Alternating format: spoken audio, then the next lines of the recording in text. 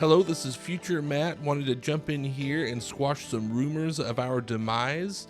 We still roam amongst the living.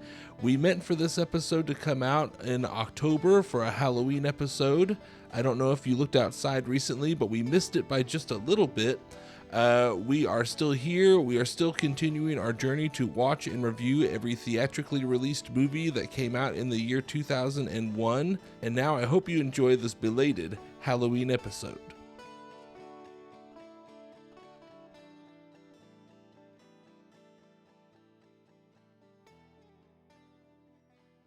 Hello and welcome to another episode of 2001, A Film Podyssey. I'm your host, Kelsey, and I'm joined by my co-host, Matt. Hi, I'm Matt. And today we have a very special guest. He is Springfield podcast royalty, Dan. Welcome. Woo! Yeah, that's right. I'm Dan from the Spring Food Mo podcast. That's what makes me royalty. Hell yeah. And, Damn right. And I'm very excited to be here. I've wanted to come on for such a long time, and I'm so glad I got to for this wonderful movie. Yeah, so Yeah. you actually picked tonight's movie, 13 Ghosts. And can you tell us why you picked it? Oh, well, I had definitely seen it as a teenager, and there were certain things that I remembered really liking about it.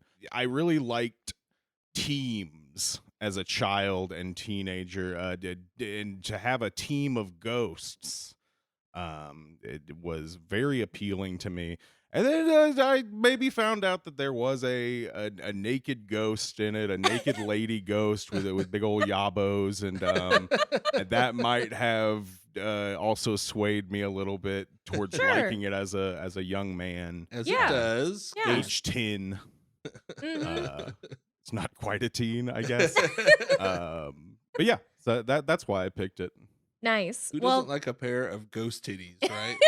I mean, much less in the movie than I remember. Yeah. true. Yeah. They're only in there a couple times. Yeah, I mean, well, a weird format change, I guess, for the podcast here, having already seen The movie. before the intro. Yeah, Yeah. well, so we actually a few weeks ago had a very special event. It was our first in-person live event. We had a screening of 13 Ghosts at Mother's Brew Co. It was really fun. A lot of people came out. We had raffle prizes. We also set up a recording booth so that the audience could give their feedback about the movie, how hot Matt Lillard is. Tony Shalhoub, do we like him? Do we hate him? And just about the podcast in general. So we're actually going to be listening to some of those comments later in the episode, so make sure to stick around. So you talked about watching this movie as a teenager. As Matt? a 10-year-old. As Yeah. a As a 10-year-old? 10-year-old, I Oh, guess. shoot. I feel like I did see it Wow. contemporary with its release. That's about, I was maybe like 12, I think, and it scared me when I saw it. I really thought it was scary. Now, no, it's not scary. I think I was also pretty scared I think I was scared by every horror movie. Yeah, Like, yeah. no matter what it was. Yeah. I mean, it wasn't one that like gave me nightmares or anything, but I definitely had to look away from the screen while watching this for the first time. Matt, what was the first time you watched it? I watched this only like a year ago with you for the Yeah. first time. Yeah. And I will say I was scared when I saw it as a 30-something-year-old man. I have watched it a couple times now. Obviously, we watched it at the event we had, and that was the first time a year ago. I kind of love this movie, but not necessarily because it's I don't think it's going to be very scary, Mm-hmm. but Mhm. I do love camp, and I also love early 2000s music video editing. Oh, yeah. Yeah. And this movie, I feel, is rife with that. Yeah. And so I don't know. My ratings on movies are notoriously arbitrary. So I will see how I feel once we watch it now for the third time in like a year. Yeah. And we'll see if Right. it holds up to that. But my relationship with it is pretty recent. And I do enjoy the movie. So When I was preparing for the event, I was making like a slideshow and it included reviews, like movie reviews that I found on Rotten Tomatoes and other websites. And one of them said that this movie was the most 2001 movie that ever 2001.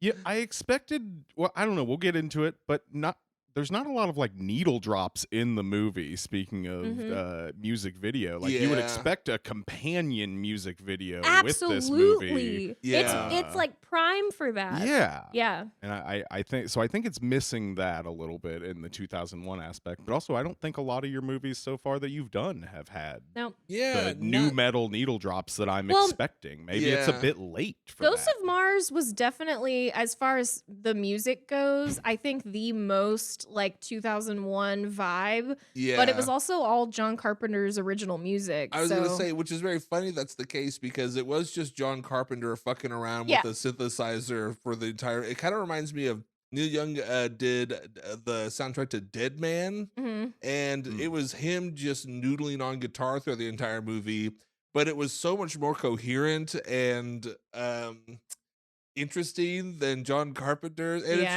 John Carpenter; he's a legend, you know. I But dude, know. we both hated Ghosts of Mars. Yeah, man. it was bad. He's got Cube on set. He's Yeah. bouncing Yeah. ideas off of him. It should have been incredible. Yeah, I It should know. have been. Have you seen it? I've seen it also in 2001 Oh, and God. also thought it was shitty It then. was so bad. Oh God, I think that's still the lowest rated movie we've I done. believe it is, Yeah. and for good reason. Yeah. Well, I'm ready to watch the movie For the third time. for the third time this and year. maybe the last time. You're going to get up to 39 ghosts this year. Wow. Congratulations. Thank you. I'm stoked about it. Okay, so without further ado, we're gonna go ahead and get started watching the movie. Yep. Stick around, and we'll be right back. Movie. There are ghosts around us all the time. Most of them, they can't hurt us. Most of them don't even want to hurt us. But there are exceptions. Is it bad tonight? Oh, bad? It is my professional opinion. We should get the hell out of here. Now. I represent the estate of your Uncle Cyrus. We have an Uncle Cyrus? Cyrus recorded this message 6 weeks ago. He asked it to be played for you in the event of his death. Arthur, I've instructed my lawyer to deliver my last will and testament. A key? The key to what? A key to your new house. This house is the fruit of my life's work. Oh my God. It is a one-of-a-kind home. It's marvelous, isn't it? Wow. Arthur, we've got some papers to sign in the library. After that, I would love to take you and the family around on a tour of the house. This place is awesome! All right, now I know I'm dreaming. Well, your uncle was quite a collector of many things. That was quite a movie. We just watched 13 Ghosts from 2001. That's important to note. This came out on October 26th of 2001. Is that correct? Yes, so this was the Halloween movie of the year. Yeah, and I think it's pretty appropriate. It certainly has all the hallmarks of a great early 2000s Halloween, I feel like. It wasn't particularly scary, though, I didn't think. I mean, maybe if I was younger, I bet I could have seen how scary this was, but... Well, are you scared of sparks? Oh, yeah. Loud noises? Do loud noises scare you? Yeah, I am scared of metal screeching sounds and sparks and flashy white transitions. Yeah. So the director is Steve Beck. I don't know what else he did. I didn't look it up. Our main stars in the movie are Matthew Lillard, obviously, playing Dennis Rafkin. Tony Shalhoub plays Arthur Kritikos. Also hot, for Yeah. the record. If Also that's hot. on question, Tony Shalhoub's hot. Oh yeah. We've got several other characters, but we'll just mention them as they come in. So the movie opens in the junkyard. Maybe one of the best scenes of the movie, in my Truly, opinion. yeah. It starts really strong. This giant truck is plowing through the gates of this car junkyard, and there's a whole crew of cars behind them. And A we SWAT team. Yeah, Yeah. exactly. basically. Mm-hmm. And we see Matthew Lillard and where's the guy? F. Murray F- Abraham. Yeah. He Yes. plays Cyrus Kritikos. Yes. They're getting out, and we're finding out that they are there to trap the 12th ghost. Mhm. We don't know why they're trapping ghosts yet, but they're using the 12th ghost. And we already see immediately Matthew Lillard is having his attacks that he Yes. has. Migraines. Yeah, whenever he's around the spooky ghosts or dead people or even just regular people, apparently, Yeah. he gets these flashes. That was Matthew Lillard. He gets ghost migraines. They are getting the bait out. Hmm. And what is the bait? It's the truck of blood. It's the blood truck. Yeah, Yeah. It's a big old like construction truck Mhm. Yeah. that spews blood out of the bumper. Yeah, Yeah. They basically just have hoses hooked up by the tires that are spraying blood as they drive around this junkyard. Yeah. Pretty cool. Yeah, Yeah. it looks cool and it's effective. Can I say so? Yeah, the bait is the blood, but we find out that the humans in the SWAT team or whatever are also Those kind are of also the bait. bait. Yeah. But yeah. what's funny to me is everyone's wearing those like clear raincoats. Like they know what's going to Uh-huh. happen. They know that the blood is being sprayed, so they're wearing these raincoats. They're also all equipped with the special ghost glasses. Yes. So they Yeah. they can see the ghost and they're like running like crazy to avoid the ghost. And then we find out in the end, oh, they were the bait. Yeah. Right? Like yeah. they were the bait to get the ghost into the cube to trap it. Yeah. So like if they're the bait, why give them the glasses? Yeah. And especially, I found the rest of the movie hinges a lot on how few glasses we Yes. have and like who has the glasses Right. and who doesn't have the glasses. At this moment, everyone has glasses. Yeah, Right. yeah. Even these minuscule characters that have no lines or their line is just screaming and getting thrown into the junkyard, like why would Cyrus spend the money if he knows that these people are just bait? Why give them all glasses to see the ghost? Well, they don't explain how the glasses work. Maybe they're easy to produce. Maybe. Well, so here's another thing. The glasses, is it the light on the so the Yeah. glasses are just Yeah. like clear Home Depot goggles with Right. tiny little LED lights on both corners. Yeah. Is Pointing it the at- light? They're pointing away from your eyes and at your Yeah. eyes. yeah. Is yeah. it the lens or is it the light? Because could the house not just be outfitted with lights that Yeah. turn on and or If it's the glass, the whole house is glass. yes, we will come to find out Yeah, that right. the whole glass, the whole house is glass. Maybe Yeah. it's the way the lenses are curved. yes. Who knows? The lights Yeah. are just there for flair. There's a bunch of great kills in this scene. Yeah. They show up, they start spraying blood everywhere. Matthew Lillard's having his ghost migraines and flashes, and Mhm. immediately we see cars getting thrown around. The favorite kill was the guy who gets sucked into the trunk of the car. Yeah, he gets like bent hinged at the hip. Yeah, and backwards. folded in half, Very yeah. cool. Yeah. Good effect. There's also kind of a classic. Somebody gets like sucked into the door of the car, Mhm. and then you just see the splash of blood on the windshield, Yeah. which I always love. I like Yeah. that, yeah. hmm While all this is happening, we have two characters show up that are opposing what's going Mhm. on right now. Yeah. They are They're like PETA for ghosts. Yeah, they're Ghost PETA. And I love that term. They come up to Cyrus and Matthew Lillard. They're trying to get him to stop. I don't know what they thought they could do Yeah. here. I was wondering that too. One of them is her character name is Kalina Oretzia. She comes in later in the movie, but she's played by M. Beth Davids. And yeah, she and her boyfriend or whoever that guy was, they're like, you have to stop. No plan. It Yeah. doesn't seem like they had any. They And have they've also got the glasses. Yeah. Yeah. Where are these? Thing. Where do you buy these? They're like, yeah, somehow it's very well known within a very small circle of people that ghosts are definitely real. Yeah. And you can get these glasses to see them, and Yeah. the rest of the world has gone on completely oblivious to this fact. Yeah. And you can trap them. Yeah. Oh, Right. yeah. Well, see, we're explaining later that ghosts work with spells. Spells Yeah. affect ghosts. Barrier spells. Yes. And you don't have to say, you just write them down on glass or something. That works. So ghosts and spells, magic is all real. Yeah. And it can be in English, but like in like a weird font. Yeah. Yeah. like- It's The very font seems Tolkien, important. like Mhm. Lord of the Yes. Rings sort of font. Yeah. So they end up, the ghost they're after in the junkyard, they call him the Breaker because he's killed like 40 people. Mhm. And I don't know why. Well, he else- only killed 11 while he was alive. He Yeah. just picked up a few more in the since then. junkyard. Yeah. So they do get the breaker into the cube, and Dennis, he is distraught. He's like, I don't get paid enough to do this. What are we doing? And then it cuts to a happy family. And this is one of the funniest scenes to me. The whole vibe of this family, they're really big on love. It starts Yeah. out the sister and the younger brother are out there playing. I put it doing air quotes, playing. Yeah. Because they're just like You're the standing- best little brother. Yeah, you're the best little brother. I love you. And they're like, their playing is just like jumping around each other in the yard in a very small space, not doing much of anything that I could tell Yeah. as a game of any kind.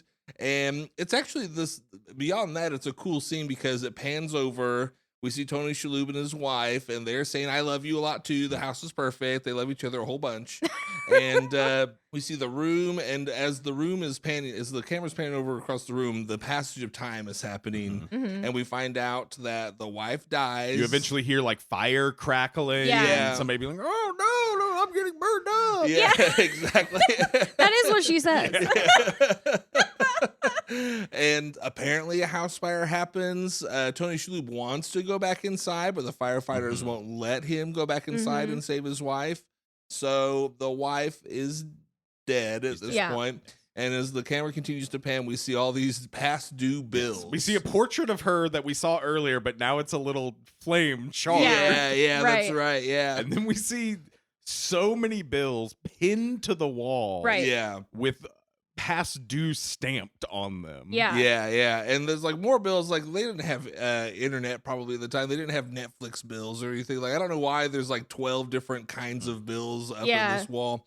But something I didn't think about till right now is not only are we doing the passage of time in that pan, we're also switching houses too. Right. It's a different house. So I didn't even think And it's about our opening credits. So Yeah, much that's right. achieved in this one It's little a pretty moment of the effective movie. little scene. Yeah. It catches you up to speed quickly. Yeah. Gets through the credits. Once the scene is done, well, once the pan is done, now we are having breakfast with our family that is in a tinier house. Yeah. Poor breakfast. Yeah, it's an apartment. It's a tiny, Yeah. cramped little apartment. And now they have a nanny played by Raw Digga. Yep.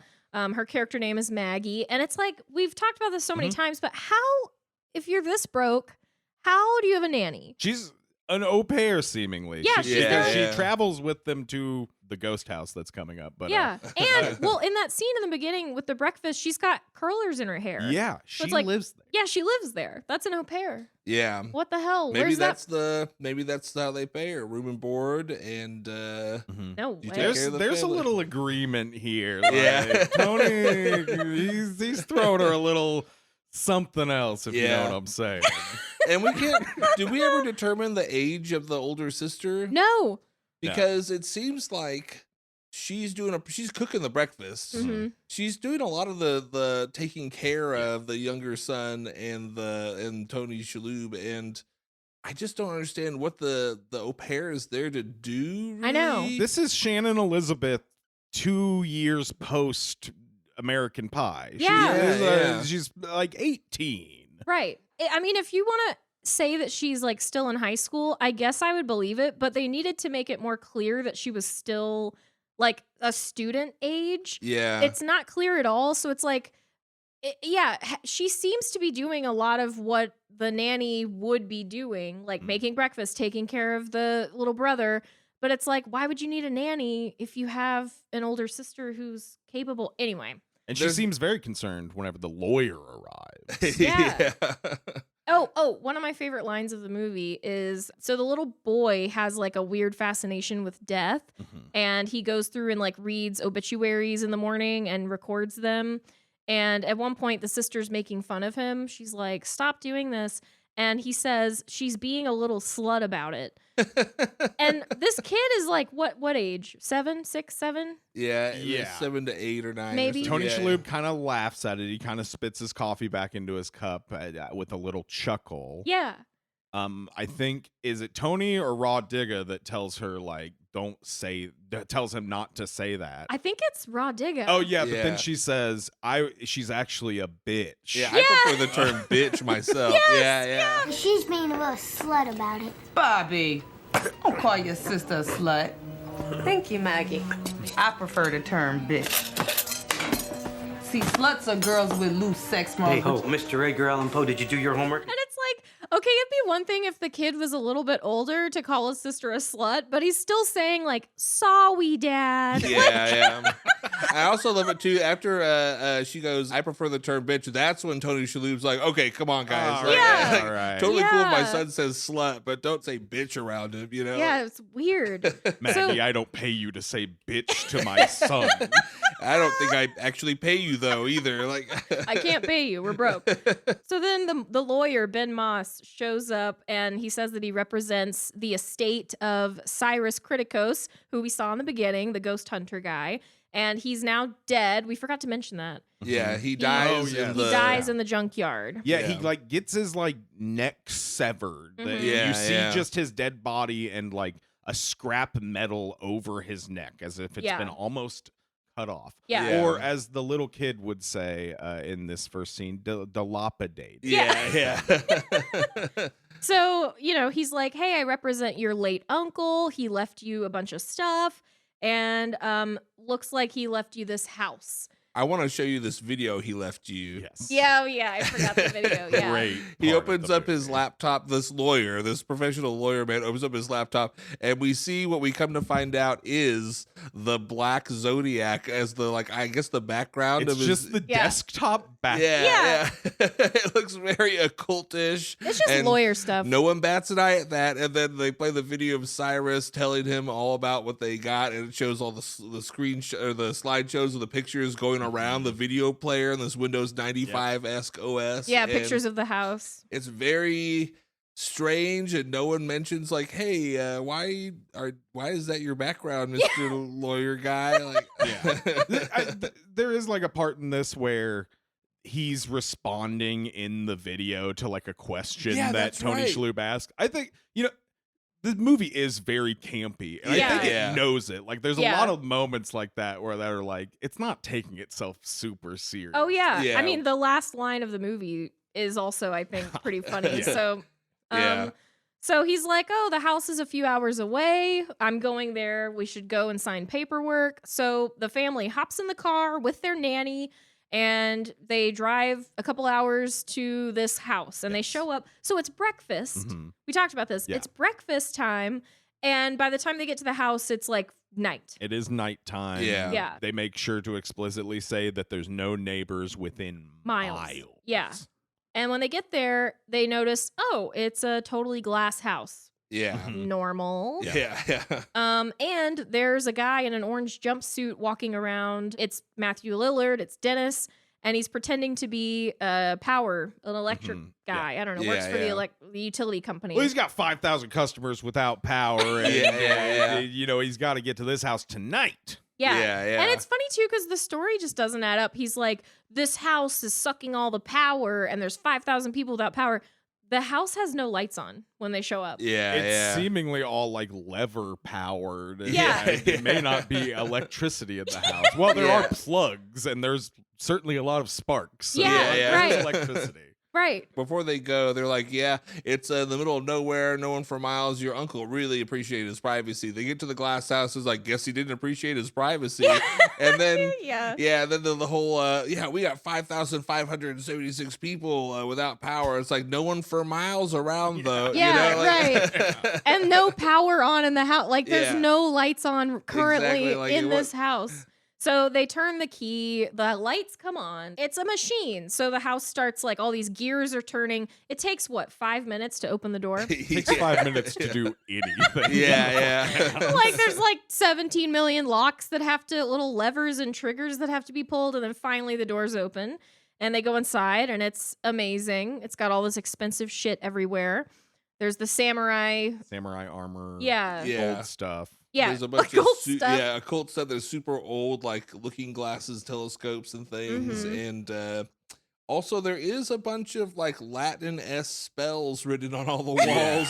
But they don't really care. They don't. That's just a flair, just a stylistic flair of Cyrus. He was Yeah. Tony eccentric Shalhoub is guy. just concerned about the kids breaking anything. He doesn't Right. want them Yeah. to break anything until the insurance person has gotten to look at this house. Yeah, exactly. Yeah. So immediately, Matt Lillard is like, Dennis, he's like, I got to go to the basement, check the breakers. So he goes to the basement and he starts having those attacks. There he was. Yeah. And He's in the room with us. Yeah. He starts having these attacks. He's like falling over, collapsing, drooling. Because, do we want to spoil it? Yeah, I think Well, we there's do. 13 ghosts in the house. Yeah. 12. There's 12 ghosts in the basement. Yeah. They're locked up in the basement. Okay. Which at this point, I'm like, did I come to the wrong movie? Yeah. There's only 12? What the hell am I watching? Wait, is this 12 ghosts? Oh, shit. Yeah. They go inside the house, and Tony Shalhoub and the lawyer go somewhere. And he's like, don't go anywhere. And of course, as soon as they leave, the nanny and the sister and the brother all run out through the house and Oh, yeah. everything. They're exploring. And, you know, I understand it's a huge house, but everything is literally glass walls. Right. And so you'd think you'd be able to see anyone, or at least like see someone, a form of somewhere. Yeah. Somewhere, wherever they are in the Even house. several rooms away, you should still be able to see Yeah. something, right? Yeah. The entire rest of the movie will be characters searching for people in this glass. Glass Yeah, house? yeah. Yeah. Which I will say, the movie does a decent job the way it's shot. Like, there's a lot of close-ups. The sort of way they use the camera sort of hides that fact. Mhm. If you're not thinking too deeply about it, you might Forget. you might forget that like everything's fully glass. 'Cause Yeah. the sister walks into the bathroom, all glass walls and everything. Frosted glass, though. It's a little frosted, but so Yes. you'd see what they're doing. You'd see a you know? person in there. Like, yeah. I'm not gonna go use the bathroom in that bathroom. Like, if I got a particularly bad day there, I just like, I would feel so self-conscious using Yeah. that thing. Yeah. Yeah. So the dad's like, don't touch anything. Yeah. And the kids go running. At some point, Arthur and the lawyer and Matt Lillard, Dennis has come back upstairs from the basement and he's freaking out. He's like, I'm not a utility guy. I worked with your uncle. This house is full of ghosts. And that's also one of my favorite lines. Arthur's like, goats? But just stay with me. I used to hunt displaced spiritual energies with your uncle. I'm sorry? PK agents, revenants, like wraiths. Wraiths, do you have any idea what I'm talking about? That's okay, I'll do this the easy way. Ghosts. Arthur, I used to hunt ghosts with your uncle Cyrus. Goats? Ghosts! Matt Lillard didn't know that the ghosts were being stored at the house. Yeah. He's not been to the house. Right. He worked for Cyrus Criticos. Yeah. Yeah. But like he seemed to not understand what Cyrus was doing with the ghosts. Well, I mean, he goes downstairs, he sees that the ghosts are locked up, and he says, Cyrus, you crazy son of a bitch. yeah, he's warning Arthur. He's like, get your kids, get them out of the house now. I love it when Matt Lillard too is explaining. Well, like instead of just coming right out with ghosts, he's like PK agents, wraiths. Am I Wraiths? getting you? Do you know wraiths? It's like, okay, we'll try the easy way, ghosts, and then Shalhoub's like, goats. Yeah. Yeah, that's good. Another sort of example of this being like kind of self-aware in the camp, you know? Yeah, totally. At this point, the lawyer kind of like sneaks away to the basement and gets that briefcase. He doesn't say why he's going to the basement. Nope. But he goes to the basement and finds a briefcase full of cash. Yeah. I guess Yeah. he knows there's cash in it. Yeah, this seems to be part of Cyrus's plan. Like, hey, just get Arthur to the house Pick And- up your suitcase yeah. of money downstairs, and you're free to go, Yeah, right? yeah. So but when he lifts the suit or the briefcase, all of it was like weighing down these levers, and so they pop up when he takes the briefcase off. He releases the clutch on the house. Yeah, Yeah. It's about to go into another gear. Yeah. And So the machine that is at the center of the house starts. It's like turning on the engine. Things start the getting gears fucky. start moving literally. We Yeah. start seeing giant gears begin to sort of turn, and the doors start to slowly slide closed in the front Yeah, door. there are like metal panels that are starting to come down on the glass walls. Some doors close, some doors open. Makes no yeah, sense. yeah. This contraption, this Rube Goldberg or whatever, Yeah. the machine, Yeah. this is going to be going for the rest of the movie Yeah, in yeah. like different phases. Yeah. Which you think would have to be meticulously timed out by presumably Cyrus, who built this thing, to know exactly where anyone was and how many people are there Right. at any given time for it all to work the way it's supposed to by the end, right? But Yeah. he couldn't have known Matthew Lillard was gonna, like, who told Matthew Lillard to show up tonight? Who I told think he just showed up maybe to get his money. Yes, yeah, I think that's what we speculated. Yeah. Well, he does. We find F. Murray Abraham does have a little maybe insider working with him. Right. I don't know what they could possibly do to help. Yeah. But when Matthew Lillard is running down to, like, goes down to the basement, he is talking to him, so like, where's my money? I Yeah. know he's got Yes. the money down here somewhere. So he Right. did show up to get the money. I just don't know how he thought anyone would be there, or like Right, the how he was- lawyer and the family are gonna show Yeah. up there. Yeah. Like, Well, maybe he was just going to break in, and then it was like, oh, but why would he be in the came utility dressed as- costume? yeah. Yeah, Right. Like, yeah, he's just been standing by the door Yeah. for hours. Right. We find out that with this briefcase starting the machine, it actually has started opening doors to these, what I'll call ghost jail cells. Uh-huh. Okay. yeah. And the first ghost that gets out is the princess. Would anyone like The to angry describe her? princess. The angry princess. What does she look like? I think I already described Yeah, her you did. earlier. This is Giant titties. yeah. She's the one with the big Yabos. fake titties, Yeah. and they're kind of there's little cuts on them. She's very pale. Yeah. She has very dark fish eyes. Yeah, they're and creepy. Wet, stringy hair. yeah. Yeah. And Presumably committed suicide, slitting her wrists in a tub, slitting like, her yeah. everything. Yeah, yeah. She's Yeah, cut, she's cut all over. In the lore that I read a little bit about, it mentions that she was trying to pursue an unobtainable beauty standard Oh. and then was depressed that she couldn't get the way she wanted to look, and presumably is why she offed Wow. herself. Angry princess. That comes Hmm. from the DVD special features where they give you the backstory for every ghost. Yes. Wow. I definitely read these in 2002, probably whenever I got the DVD. So the lawyer's still down in the basement with this briefcase. He's trying to get back upstairs to, I guess, get out of the house and, leave this family. And he has the glasses on, and he sees the angry princess standing there with this knife.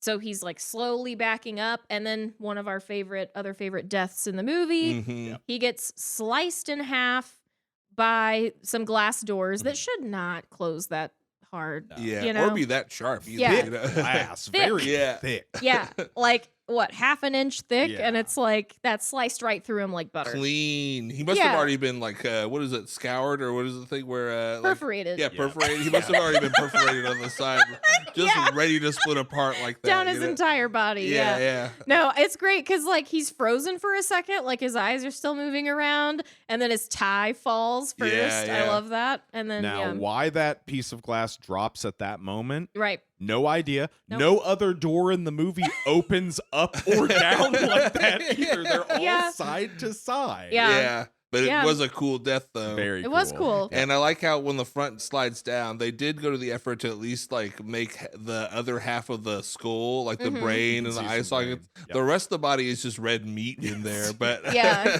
Yeah.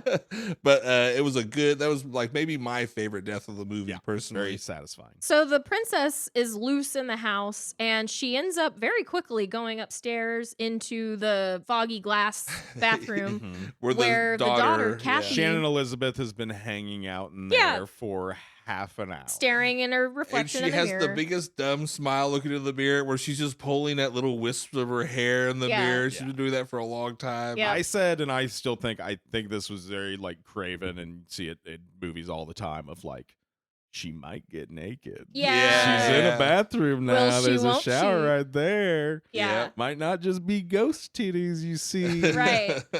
And the princess like gets into the tub, and that's where we see the tub filled with blood, and we assume, and there's blood all over the It's bathroom.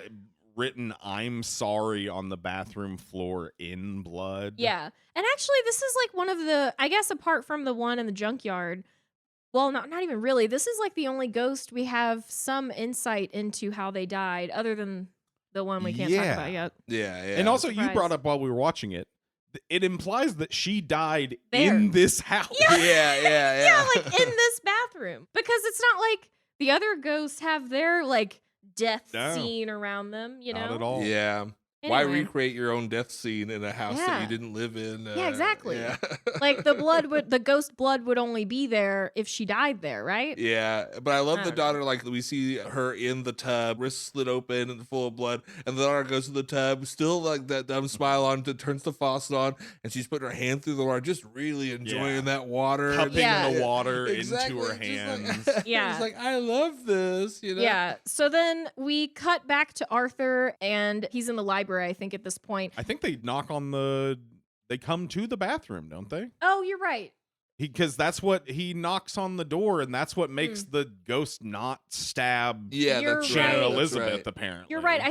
I think Dennis's whole like "get your kids and get out of here" Mhm. speech kind of freaked him out. So Yeah. he's like, "Wait, where are my kids?" Yeah. So he finds the sister Kathy, and they are looking for the son. Can't find him. He's the wandered son off. and the nanny have been running around, goofing off. Yeah. This whole time, but I can't remember how the son and the nanny separate. Yeah, I don't remember how. the Because all of a son sudden gets the away son from is me. like wandering and he hears the ghosts from the basement telling him to go down to the basement and play. Yeah. Well, you hear one ghost being like, "Come on down here," and then another ghost is like, "Don't come down here, Yeah. Bobby." You know. and a third ghost is the second ghost that we see out of the freaking cells. Yeah. The bound woman. yeah, just she's out. a So now there's hanged two. lady in a dress. Yeah. Which is not dangerous at all. Her Nope. hands are tied. Hands Yeah. tied, rope do around anything. neck. She just can kinda look at you floats there. scary. Yep. But And she does. and at this point too, Matthew Lillard, Dennis, he is out of his jumpsuit. He's just wearing a He's casual changed his outfit. clothes. Another very fun campy moment where they're just literally like, "Weren't you just wearing different clothes?" Yeah. And he's wearing a full suit. Yeah, I was gonna yeah. say, it would have Nice been so suit. uncomfortable underneath that jumpsuit to be wearing There's that, no but- way he could have been wearing that under and the jumpsuit. he didn't have a change of clothes with him when he went inside either. Yeah. So At this point, also, Maggie, the nanny, is looking around and she's like, "Did the lawyer split?" Which was a good line. They're kind of getting caught up to speed. Arthur knows about the ghosts. This is when Maggie and the sister are being told by Dennis, like, there are ghosts in the house.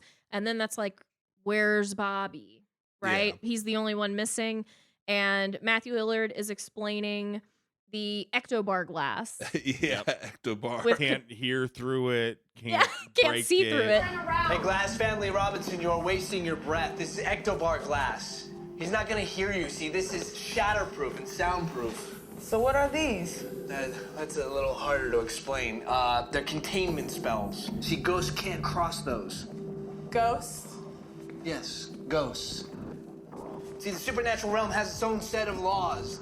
For ghosts, it's spells. I think he explains it after Tony Shalhoub attempts to like break through the glass You're right. by That's hitting right. it with a chair. Yeah, trying to escape the house. Which it does make the glass like move. Yeah. You Yeah, could yeah. definitely do. She's like, if they something. found Yeah. something that wasn't made of wood and screwed together, they could have probably broken Yeah. it. But, Yeah, like there's got to be something heavier than a wooden chair in the house. Yeah, you know, yeah. like get a bowling ball or something like that would Yeah. probably do it. Ectobar glass. Yeah. Not ectobar glass. And he says that the writing on the glass are containment spells Yeah. that keep the ghosts trapped. We also see another ghost, a third ghost get out at this point, the torso. Yeah. Yeah. The- Another pretty harmless one. The as Yeah. we go. least scary, I Yeah. would say. Yeah, its head is just on the floor next to it. That one's more of a tragic go. Like you just feel bad for the Yeah. guy. Like, man, that must be hard to get around. And Yeah. what's that look like as far as a point of view go, where your head's always on the ground next to your body? Not great. Yeah. And it's all wrapped in saran wrap as Yeah, well. yeah. It is a pretty cool looking like freak thing. Like I do Yeah. like it. Yeah, and it kind of the fact that the head is wrapped in like plastic almost makes me think that, and the fact that it's a torso, it's like, oh, he was like murdered and cut up into Yeah. pieces. you yeah, know? yeah. Brutal. He might have been the one that was killed. There's a ghost that was killed by gangsters. Oh, And was oh. also makes an sense. innocent person in life. Oh, And I think that might have been the torso. maybe that's why he wasn't so scary Yeah. Yeah. or threatening. So we know as the audience that Bobby has wandered down with his razor scooter into the basement and he's like scooting around, and that's when he starts seeing some of these ghosts. Like he sees the torso, I think. Yeah. Mhm. He sees Um, the torso. And he also sees the withered lover, which is his mom. Yeah. That's where we see, like, he's Yeah. like, Mom? she shows up. She's like, Bobby, get out of here. Yeah, go upstairs, find your father. Yeah, go upstairs, find your dad. Then we see Cyrus, and he has the giant gash in his neck. He sees Ghost Cyrus. He's got his ghost glasses on. He sees Cyrus. And, Right. You know, he's so freaked out that he drops the glasses, and then we cut away. Yes. Yeah. And so we don't know what's happened to Bobby, but we know that Arthur, Dennis, and Kathy and Maggie are trying to find him. And they are like, we got to explore the basement. Arthur's like, please, Dennis, help me find my son. I'll pay you whatever Cyrus owes you. And they agree to go down and search the basement. Dennis does explain, he says, those who die violent deaths stay in the tortured realm. So violence is all they know. You see it? It's a ghost. It's a ghost, just like I've been saying all night. Finally a believer. Thank you, oh Lord Jesus. There are ghosts around us all the time. Most of them, they can't hurt us. Most of them don't even want to hurt us. A little ghost here, a little ghost there. No one cares. But there are exceptions. Like this badass behind me. The ones who die a violent death stay in the tortured realm, and so violence is all they know. I'm not sure I understand it, though, because I don't know. Like, okay. Well, people who die violent deaths, they stay in the tortured realm. So yeah, violence is all they so know. violence is all they know. But I mean, there are ghosts that died violent deaths, but weren't themselves violent, and they don't appear to be violent now. Again, like their mom Yeah. is not out there trying to kill any of the people. She hasn't been changed drastically by becoming a ghost. Yeah, but she's in the tortured realm. And in fact, we see so little of her when everyone else is starting to walk around and start like manipulating the real world. She is mostly gone. She's mostly not present the entire time. She just shows up a few key places. She to could have sort been of- kind of going around to help. Exactly. Yeah. The Like, whole why isn't she fighting some of these other ghosts that are actually trying to harm her family? Yeah. Because they do attack her family. And where is she during that time? Now, Right. maybe she hasn't been let out of her cell by this point. No, she's out. She's right by Oh, Bobby. okay. Because she talked she's to by Bobby. That's Bobby. right. So yeah, who knows why? Well, when they're in the basement, they split up. So it's Arthur and Kathy together, father and daughter, and Dennis and Maggie together. Yeah. And they go their separate ways exploring, and that's when the jackal gets out. Well, Dennis Rafkin, he sees the particular cell and notices it, of course, has the symbol of the jackal on it, and he says, the jackal, that he's basically the Charlie Manson of ghosts. Right. My absolute favorite Yeah. line of the movie. Yeah. It stuck with me since we watched it. What? That's the symbol of the jackal. What's the jackal? The jackal is the Charlie Manson of ghosts. And if the jackal's out, screw the kid. We gotta get out of this basement. We see the cell open. Yeah. And we don't see the jackal, but we know that the jackal's somewhere in the house. We know that the freaking Charlie Manson of ghosts Yeah. is out on the loose. Oh man. And A that's crazy Nazi ghost. So the jackal shows up in front of Arthur and Kathy, and Kathy has the glasses on. So she sees the jackal and it starts attacking her. Yes. And that's the goofy scene where she gets lifted up into the air. She's getting her face scratched. It's like zoomed in on her face, and then suddenly it zooms in on her tits. So we can see the ghost scratches pull apart her clothing, Right. and we can see some titties come out. Yeah. Some Partially. of it penetrates the bra, and you see like the slightest bit of breast meat. Yeah. And It's a tease. You're like, Ugh. will there be more? Like, will we see more? Yeah. And they wanted to really zoom in on that and make sure. And make sure that we got a close up of that. Yeah. But right then, when, you think she might just be killed by this ghost, Kalina or Retsia magically appears Yeah. in the basement, and she has these special flares that she throws. Are And they special or are they just flares? they're just flares? she throws Yeah. a flare. I mean, Yeah. I'm sure in context of I'm sure the world building they're supposed to be special. They don't explain how they're special or No. why they work, but Yeah, they don't. No They're clue. ectobar flares. Ectobar, yeah.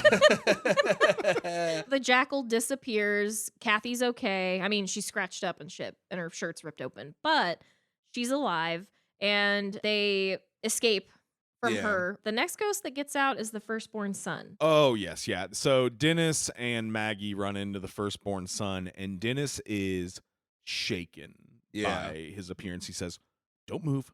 Don't speak. The firstborn son is a little 5-year-old boy. Yeah. Who I guess he has a hatchet in his hand, Right. maybe. So that Yeah. is scary. And he's got an arrow through his head. Yeah. Very Yeah. scary. But it's like, don't move. It's implied Yeah. that he's like the worst one. Yeah. Like Yeah, he's the yeah. worst, scariest one. Yeah, Dennis is freaked out. Karina later too, or Kalina later, I think, is also freaked out by the firstborn son's presence. Yeah, I'm not sure what about him is more threatening than, say, the Juggernaut or Yeah. the Jackal, Mhm. Yeah. the Charlie Manson of ghosts. Yeah. Who- all that the Jackal does, the Jackal has a little cage around its head. That's kind of cool. Yeah. It scratches you with its Yeah. Right. nails, which That's I guess, it. Charlie Scary. Manson probably had some long, gross nails. So I think Definitely. maybe Yeah. that's what they're going for here. Maybe. And long hair. Yes. Unkempt hair. Same. Um, And caged. Yeah. Yeah. And well, caged. he's That's right. It was the why. Charlie Manson of ghosts. never gets old. So Kalina has this giant book. It looks ancient, it's scary looking. And I took notes because I was like, I'm not going to remember this. It's too convoluted. It's called the Arcanum. It's the And- exposition book. Yeah. Exactly. Yeah. It's telling us what are we doing, what's going on. It was written by an astronomer who wrote it while possessed by a demon. 15th century. 15th century. It describes how to build a machine which was designed by the devil Mhm. and is powered by the dead, and it can help you see the future. Yes. It's got the Eye of Hell. The eye It of is, hell. or it is the Eye of Hell. It's either got the Eye of Hell or it is the Eye of Hell. Yes. Yeah, it's going to open the eye of hell, I guess, right? Something to do with the Yeah. eye of Yes. hell. Yeah. It's the contact lens for the Eye of Hell. Yeah. Just listen to me and believe me. This house is not a house. It is a machine. It is a complete and faithful recreation of Basilius's design. According to this, there should be 12 earthbound spirits trapped inside. See these? They represent the Black Zodiac. They represent the ghost that Cyrus needed to catch. According to Basilius, the machine required the energy of these specific spirits in order to bring it to life. Once it engages, the spirits are released one by one. The house then draws them to its center. Each one adds its energy to the machine, powering it up. Powering it up for what? To open the Ocularis Infernum. The Ocularis, what's that? It's Latin. Ocularis. The Eye of Hell? Very good. The Eye of Hell. I'm stuck in here with a glass house, bunch of crazy white Go people. on. Go on. In hell, there is an eye that sees everything. The past and the future, the heaven and earth, the blessed and the damned. If knowledge is power, then the man who controls the Ocularis would be the most powerful man on earth. And at one point, she's like, if knowledge is power, then you could be the most powerful person in the. It's like, how? What's he gonna do with it? Like, find out what stocks to buy? Yeah, I was going to say, play the what stock are you market, do gonna- the lottery. Right. Like, what are you doing with the eye? What's so. But Cyrus doesn't seem to need the money. Right. And that's the only thing I can think of that you Would would do was, I mean, maybe I'm not imaginative. Maybe he has some other nefarious purposes that he could use the future to do. But I would just like make a fortune of cash and Right. That's what I'm confused by, Yeah. too. It's like, what's the motive? Like, you're already loaded. Why do you need more money? What would you do seeing the future? He's just evil. He's just an evil man. And for all, he's dead. Yeah. For what we know. So I guess, He I got guess his you dang can head take it with cut. you, you know? Yeah. Yeah. Yeah, I mean, if you live in a ghost house, then you get to enjoy the fruit of your labors forever. That's true. Okay. Well, I guess that motive makes sense then. But also, I think about Dennis's power, where he can see people the way they die. And I know this is a limited power. You can't just see what the stock market's going to do. Well, and with he his can also power. see their past. He can see what's happened to Only them. when he like Tragedy.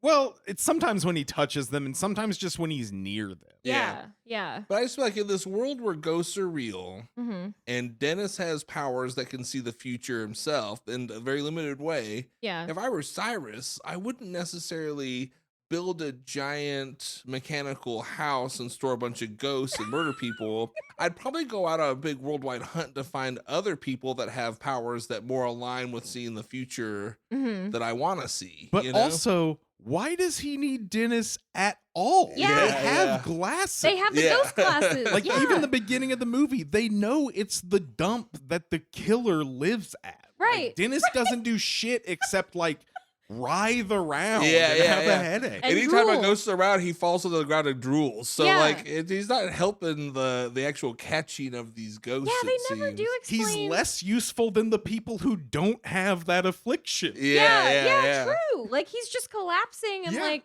Seems what? like Cyrus would do a lot better with just regular people to use as meat bags bait, you Bait, know, yeah. and put them in the ghost cells and let the ghost take care of them. And You know, one of the few tiny cracks in this airtight logic. not a lot of them, but that is one. After she explains what the machine is, she kind of tells them this house is a machine. Yeah. And we kind of get a little bit of insight into what the purpose here is. They kind of, I think, figure out that they've been lured here for a purpose, you know. We don't know exactly what yet. Yeah. At this point, there are several more ghosts that get out. The prince. What's his The name? Torn Prince. The Torn Prince, which he's the guy with the baseball bat. He's a baseball bat guy. I don't know how he died. His face is all fucked up. It seems like, you know. Car accident. I don't Yeah, car remember. accident or Yeah. something. Motorcycle. I but don't know. The great child and the dire mother. The great child and the dire So mother. Yeah. these two, inexplainably, they are my favorite ghosts. This would be because a they're great- just gross. Absolutely. You Great know? couple's costume. The baby is Halloween. humongous. The great child Yeah. is a big giant fat guy. Man. Yeah, wearing a disgusting diaper and he's got throw up all over him. And the dire mother, is that who it is this very tiny miniature woman. Yeah. They've swapped sizes for their roles. Yeah. And she just Old feeds him lady. baby food. Yeah. Yeah. They're Really but they cool. are two ghosts, even though they act as like a one unit. Right. I forgot that they do count as two people. I speculated that the great child was the same actor as the guy at the beginning of Seven, the big fat guy in that. Yeah. I would have been really excited to see that this one actor had been in 2 movies with a number in the middle of their Yeah. name. It is not the same guy. Apparently, though, he was in Scooby-Doo too, so made a reunion with Matthew Matt Lillard. Lillard. That is really sweet. Yeah, that's cute. I love that. The hammer is also out. The at this hammer point. we've seen a couple times. We've seen it. Yeah. Matthew Lillard gives some like ghost exposition to Raw Digga, kind of looking at the hammer. They're like passing the glasses back and forth. She's pretty unplussed. Yeah. She doesn't seem to care that ghosts are real or this horrifying man with Yeah. nails in his face that he's pulling out. Dude, they're not even nails. They're like fucking railroad Yes, ties. yeah. Yeah. They're huge. Why? Now- What happened to this guy? Like, who did this to you? You And know? at this point, I can sort of understand Arthur maybe not believing in ghosts so far. Like, he hasn't seen a ghost proper Well, he saw yet. his daughter with the jackal get attacked. Okay, that's Yeah. right. Yeah, so he's already saved her from that. I guess I'm just trying to figure out because, and this is a thing with movies, it just has to happen in movies for some reason, where the main characters resist believing the thing that's happening for as long as they possibly can. Yeah. Even in the face of like good proof. Right. So Arthur, it makes sense, no, ghosts aren't real. We all believe that, right? Yeah. But then, once you see your daughter like being levitated up and attacked and scratched up by ether, Yeah. I don't understand because at this point he's still refusing, or maybe he believes, but he doesn't want to hear about it. They right? transition him to not giving a shit. Yeah. It's not that he doesn't believe. He's just like, he keeps saying, I don't want to hear any more about this. Yeah. My son is out there. Yeah, but it's like it's very pertinent to everything you're trying to do. You Maybe need- we should just listen and hear him out a little bit. I don't Yeah. know. Like, All right. So ghosts are real, but there's no way there's fucking 13 of them. Yeah. Now they're going to get past that. the Pilgrimess is also out at this point, and she's that old Yes. lady with, what is that called? Where She's in the stocks. the stop. Yeah, like her head and her arms are through it. It's uncomfortable to be She's like one that. that. We see maybe the least Oh, of. yeah. Her Yeah. and the bound woman, which we said. She's also a bit of a bound woman. We don't see much of them at all. She seems pretty scary, though. I think they could have used more of her. I think so Yeah. too, yeah. She's got like leaves in her hair. Yeah. Well, she was exposed to the elements, just being in Yeah. the stocks. Can you imagine that being your eternity? Just like Yeah, the bound woman or her. Just like, Yeah. that sucks ass. Anyway. Well, they can't attack like maybe the jackal or the hammer can, Yes. you know? They scare you, though. Exactly. Yeah, no, they can spook you. Yeah. But I don't think they probably can't use them as much in the movie just because like how do you work them attacking someone, Yeah, you know? Like that's true. What are I you going to don't do? know. Like, hit someone over the head with the stock that you're Oh in? no, Like- don't fall on Yeah. me. Also, we should say the hammer doesn't have a hammer. Yeah. His fist is like metal or something. Right. His Yeah. hand is a hammer. That maybe. also, yeah, There's- weird choice. We brought up sparks earlier. The majority of this movie is ghosts lashing out at the glass. Yeah. Yeah. Or somebody at the other side of the glass, and then sparks flying. Yeah, every Yeah. time a ghost hits the glass, it's like someone welding. Yes. Like sparks Yeah. flying. Ectobar glass really prone to spark. Uh-huh. Yeah. Kalina explains to Arthur about the Black Zodiac, which we find out was the desktop screen of the Yeah. lawyer. Yeah.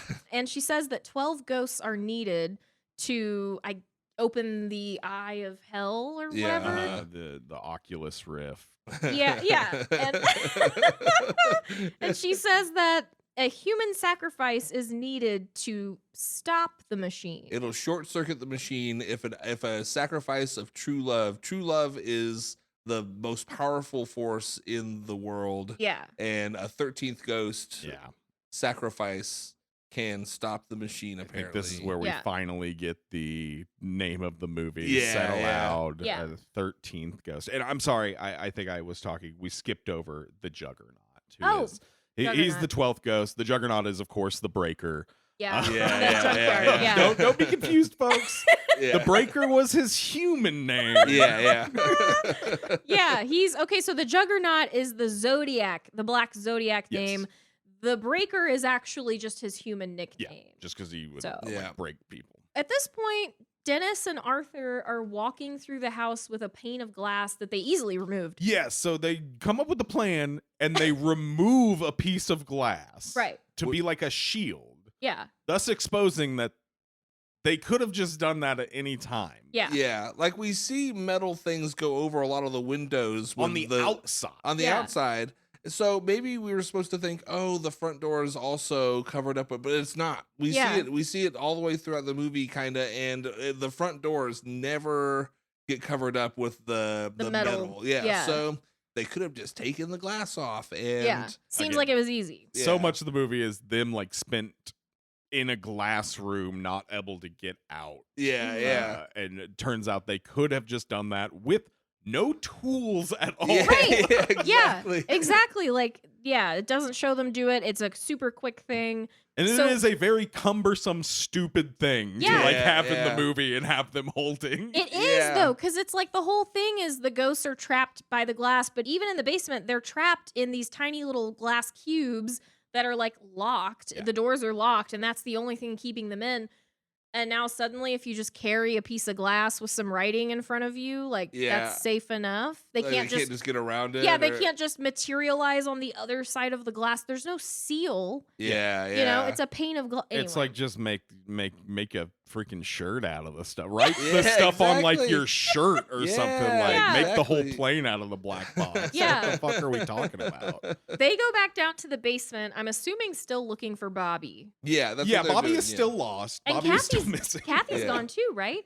Kathy Yes, disappears. She gets attacked by the jackal, and then she just Yeah, that's right. disappears? Yeah, when the other lady, I can't remember her name. Kalina. When Kalina shows up and Yeah. her and Tony Shalhoub are talking, they're talking for a minute, and all of a sudden they look over and she's just gone. Yeah, And Kathy's gone. Soundlessly went away, and we have no Right. idea how. she was like 2 feet away, and now she's gone. Yeah. Dennis and Arthur are downstairs with this glass. They're wandering the basement trying to find the kids. Maggie is with Kalina, and they're Mhm. like, "We're gonna go to the machine." Mhm. I don't know why. I don't know what their plan was to destroy it. Yeah, No. maybe sabotage the machinery. Yeah. I don't know if they even say, but they're down there with the machine. I'm sure and- there was a reason. I'm sure there was Yeah. a reason. This was thought out. If we go back and watch it, I'm Yeah, sure yeah. there's a reason.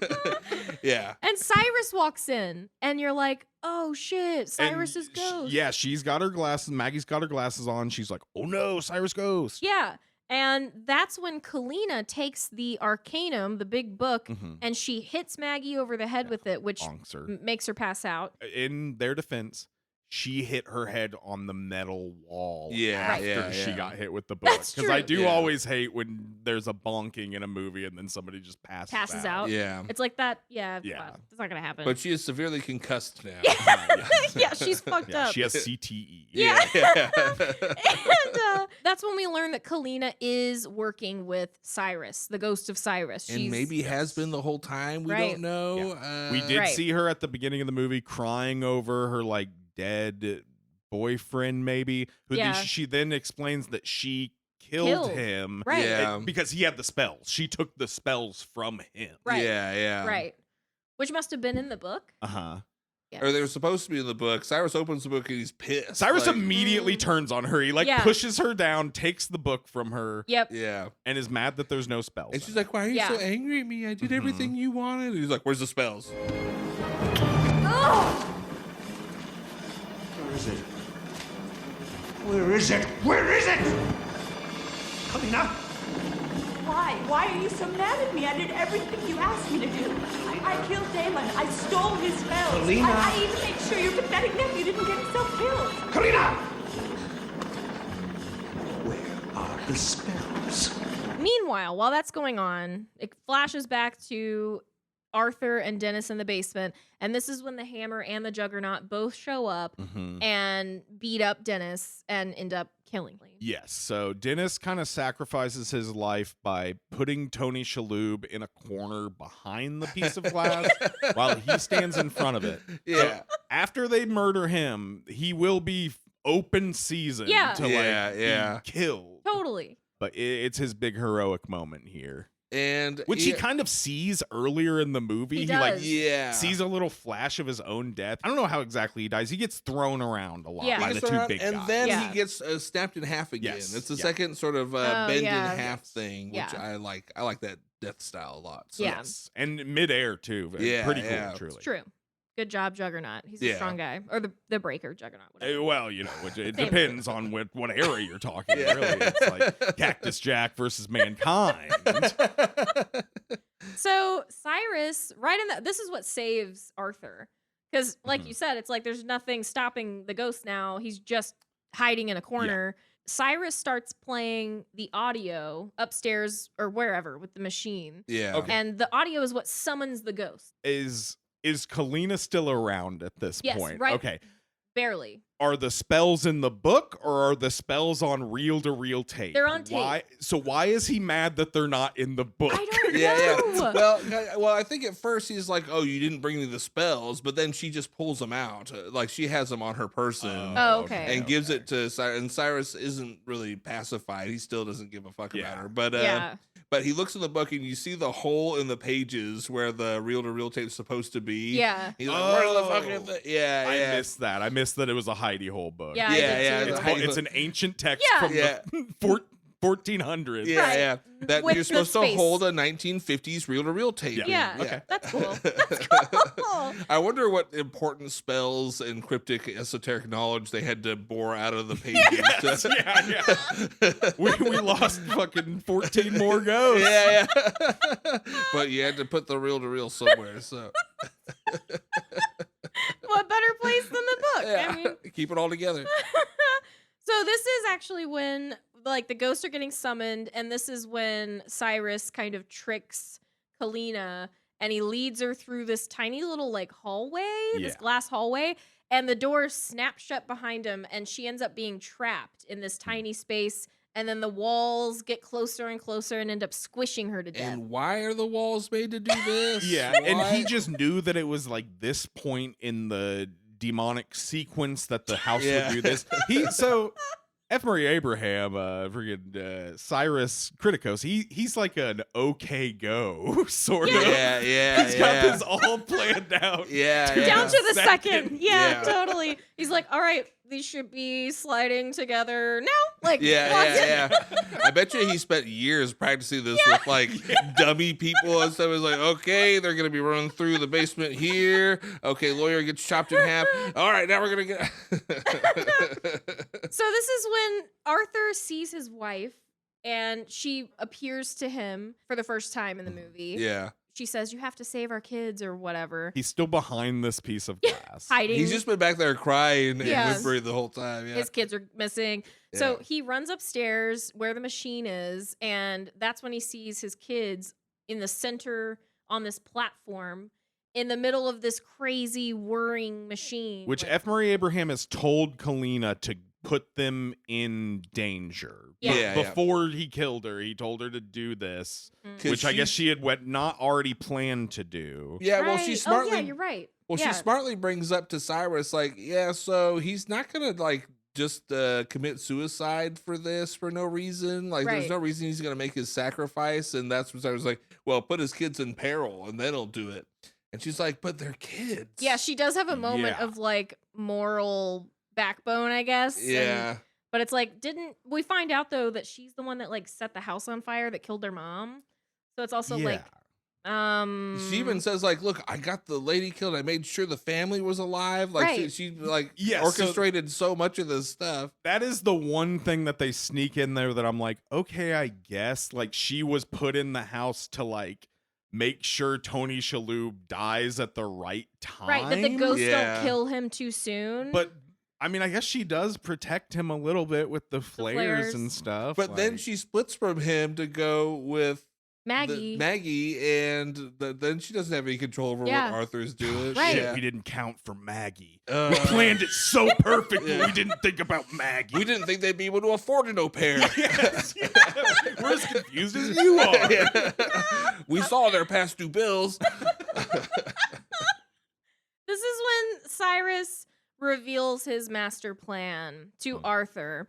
And that's when Arthur slowly takes off the glasses and realizes Cyrus isn't dead. Yeah. He faked his own death. The floor becomes a gyroscope. The floor, Yeah, which has yeah. been like kind of rotating this whole time as the ghost cages are unlocked, it then becomes like a weird gyroscope and is rotating around the kids who are tied up in the center. Yeah. And the plan essentially is that Arthur has to sacrifice himself out of love to become the 13th ghost. And Yeah. that is what will actually open. I think The- Kalina even mentions him taking a leap.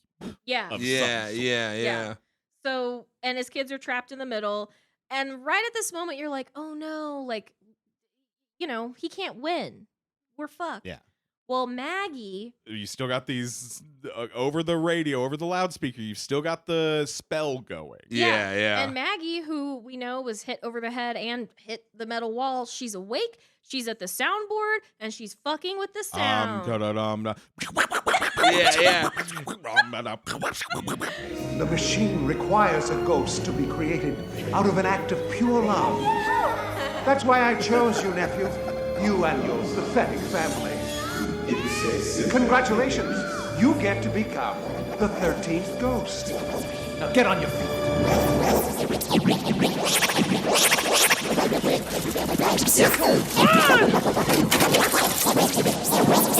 And she starts pulling random levers for the machine. So the machine starts like all the gears are getting stuck. And then, you know, things are fucking up. I do kind of love this scene too because she doesn't know what any of this shit does. Yeah. And she's just gonna fuck with it the best she can. So she's just like turning knobs and levers on, off, and everything. And Great idea. yeah, honestly, it's being effective. It's fucking shit up. But she's also in a room where the giant, I guess, gear mechanism that's running the whole thing is running behind her, and it's moving very fast, very large. It looks like it's made out of brass, you know? Yeah. And it's starting to make some scary grinding sounds. It's Yeah. starting to maybe start fucking up a little bit while she's doing all this. So you can tell that the giant mechanism in the house that runs the whole thing is starting to get a little spooky, get a little And the precarious. ghosts who have now circled up around the gyroscope in like hands across the world fashion, they're like petering out. They're Yeah. like kind of fading in and out of existence. Yeah. Yeah, And that's yeah. when they grab Cyrus They grab Cyrus Mhm. and throw him into the middle, Yep. which he just flies apart. He Yeah. he gets all chopped up. Bloodlessly gets chopped Yeah, up. the kids are not. They're right there underneath where he gets exploded, Yeah. and not a single drop of blood. Blood Really budget cool. on this could have been a lot more. Well, and there's no reason not to because we saw so much blood already. You know, the Yeah. scene Yeah. with the suicide the Lady, the tortured blood- princess. blood truck in the junkyard. Yeah, there's so much blood. Mhm. I guess they just didn't want to pay for the CG It was the blood truck. liquid physics to with the because it's all Yeah. Yeah, that's true. CG. So, Cyrus is dead. The machine is starting to crumble apart and fuck up. The ghosts are gone that we can tell. The So- whole house is effectively exploding now. Yeah, rooms are exploding. And so Arthur, his kids are still trapped in the center, and he does have to take a leap. Well, Dennis shows up. Yeah. Oh, yeah, you're right. He's like looking at his kids, and they're still in a precarious position. The whole house is crumbling, and Dennis shows up, very calm and cool. Now he's just coolly leaning up on the thing, constantly his wiping, glasses. cleaning his glasses. And he's like, "There's still time. You can still save him." Yeah, he's still got blood on his head from where he Yeah. got bashed up, but he is just as cool as a fucking cucumber. Yeah.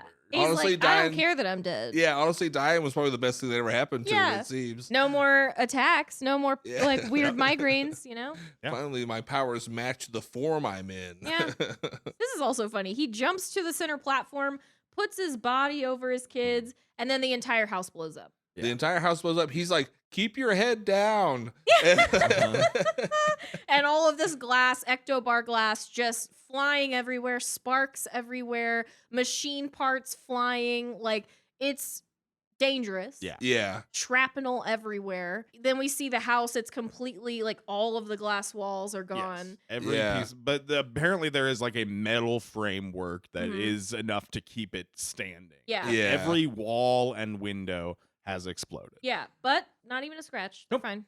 Yeah, fine. and there's enough floor for them to get out, even though that was all made of glass too. There's enough floor for them to walk out of there. Because I expect like the bedroom that the daughter was in, that bathroom, all that stuff is sitting at the Collapse. bottom of Yeah. the basement now, right? Mhm. Everything that was in the house is all sitting at the bottom of the basement. But nope, they Walk out. walk out just fine. And And then we see the ghosts The one ghosts by all one. walk out. that's walk a out. great. I love watching all 12 of the ghosts run out like I'm free. Was it the Juggernaut? Or... The Juggernaut is still just being a weird little freak. Yeah, He- yeah. He gets out there and he's still like, he looks up at the moon and like, yeah.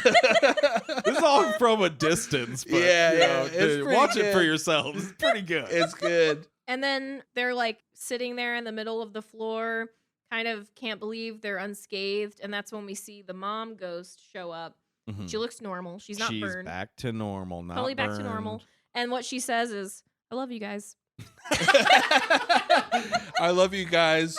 And then after a pause, she's like, I love you. Mom? I love you guys.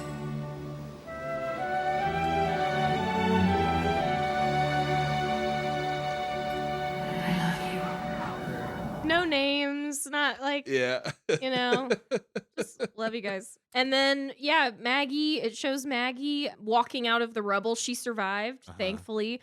And what does she say at the end? She just kind of complains that she's not going to be a nanny anymore, and this wasn't in the She's like, job description. Yeah, ghosts, demons, all that. That wasn't the job description. I quit. And then that is the end of the Credits. movie. Yep. Roll the credits. Nice. Followed by, I'm assuming, a Raw Digga original Yeah. over Yeah, the credit surely. music. I'm sure. Yeah. There has to be. The movie is bizarre, right? Mhm. It's weird because there's moments of self-awareness throughout it where it's like, this is supposed to be campy. We're Yeah. winking at the camera, but then so much of the movie doesn't seem like it's self-aware. It only happens in flashes, and then the rest of it, I feel like we are sort of supposed to believe the movie as given to us, like the exposition, the world building, how all this stuff works. It doesn't really seem like they're self-aware through a lot of it. We just get a couple little flashes of it, Mhm. and it doesn't make any sense. Yeah, it is definitely full of holes just everywhere. It is kind of a strange movie. It's not like crazy violent. Like Right. the Yeah. lady gets smashed. That's kind of brutal. You can see the guy get split. That's pretty Yeah. gory when the guy gets split up. But like, yeah. so much of it is just like kind of thrashing around, and Right. then you got the naked ghost. But like, it's a weird area where like I feel like this could have probably been like a PG-13 Yeah. movie If they very easily. If they didn't show the fully naked ghost Yeah. more than a couple And times, tone down the fucks and shits, they say. Mhm. I don't even think there were that many, were there? It happened a few times. I Okay. think you get like one fuck or something in a PG-13. I'm not sure. I but- gotcha. One crazy son of a bitch. For Yeah. for sure. Yeah, I mean, they show the dead people and they're thrashing around. It's a lot of like weird, like not violence in the sense of like we're seeing like the people get scratched up a little bit. Yeah. But even when Tony Shalhoub gets scratched up, it's kind of bloodless too. Yeah. Like you just see like the shirt's torn up and there's a little bit of blood there, but he's not bleeding anymore. You The don't see most- the scratches or anything. Like The most like bloody, violent death in the house, at least, I think, is the lawyer guy. yeah, It's You know? not done by a ghost. Right. It's just done by the house. the house. Yeah. Yeah. So The ghosts don't get to do now. Dennis gets murdered real good by the ghosts. Mhm. yeah, but it's still not that much blood. No, yeah, but it is sort of hard to watch someone get Yeah. stepped in half. Yeah. But It's pretty cool that all the ghosts work together in the end to kill him. Like, Yeah. That is true. They all really hated him. like you would think Hammer Guy, like, I want to hammer this guy. Yeah, yeah, But yeah. he's like, no, I'm going to pick him up with the rest of my ghost cohorts Yeah. and we're going to throw his ass in here. That's really nice. It's about Yeah. friendship, really, in the end. Look, we've all Teamwork. been through this together. We all deserve this, guys. Let's do it together. Yeah. You Yeah. know? And it's like, okay, so the Breaker, the Juggernaut, we see in the beginning, he's in the junkyard. He's killing people. Like, we Yeah. know Yes, he's killing people.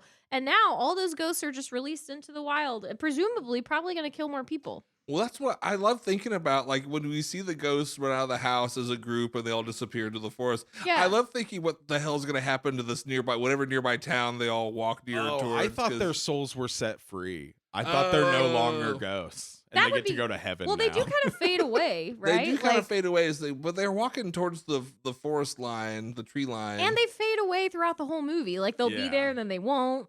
So, I didn't I take don't it. know. Yeah, I mean, I guess it's a nice thought to think that maybe they move on to the next phase of their life. But you know, just but the was there juggernaut finished and the business? torso going friggin' but was there finished business to kill Cyrus then, or like whatever it was that they needed to move on? I mean, was the- did that put them at peace or? but they were ghosts before Cyrus captured them. Exactly. So yeah.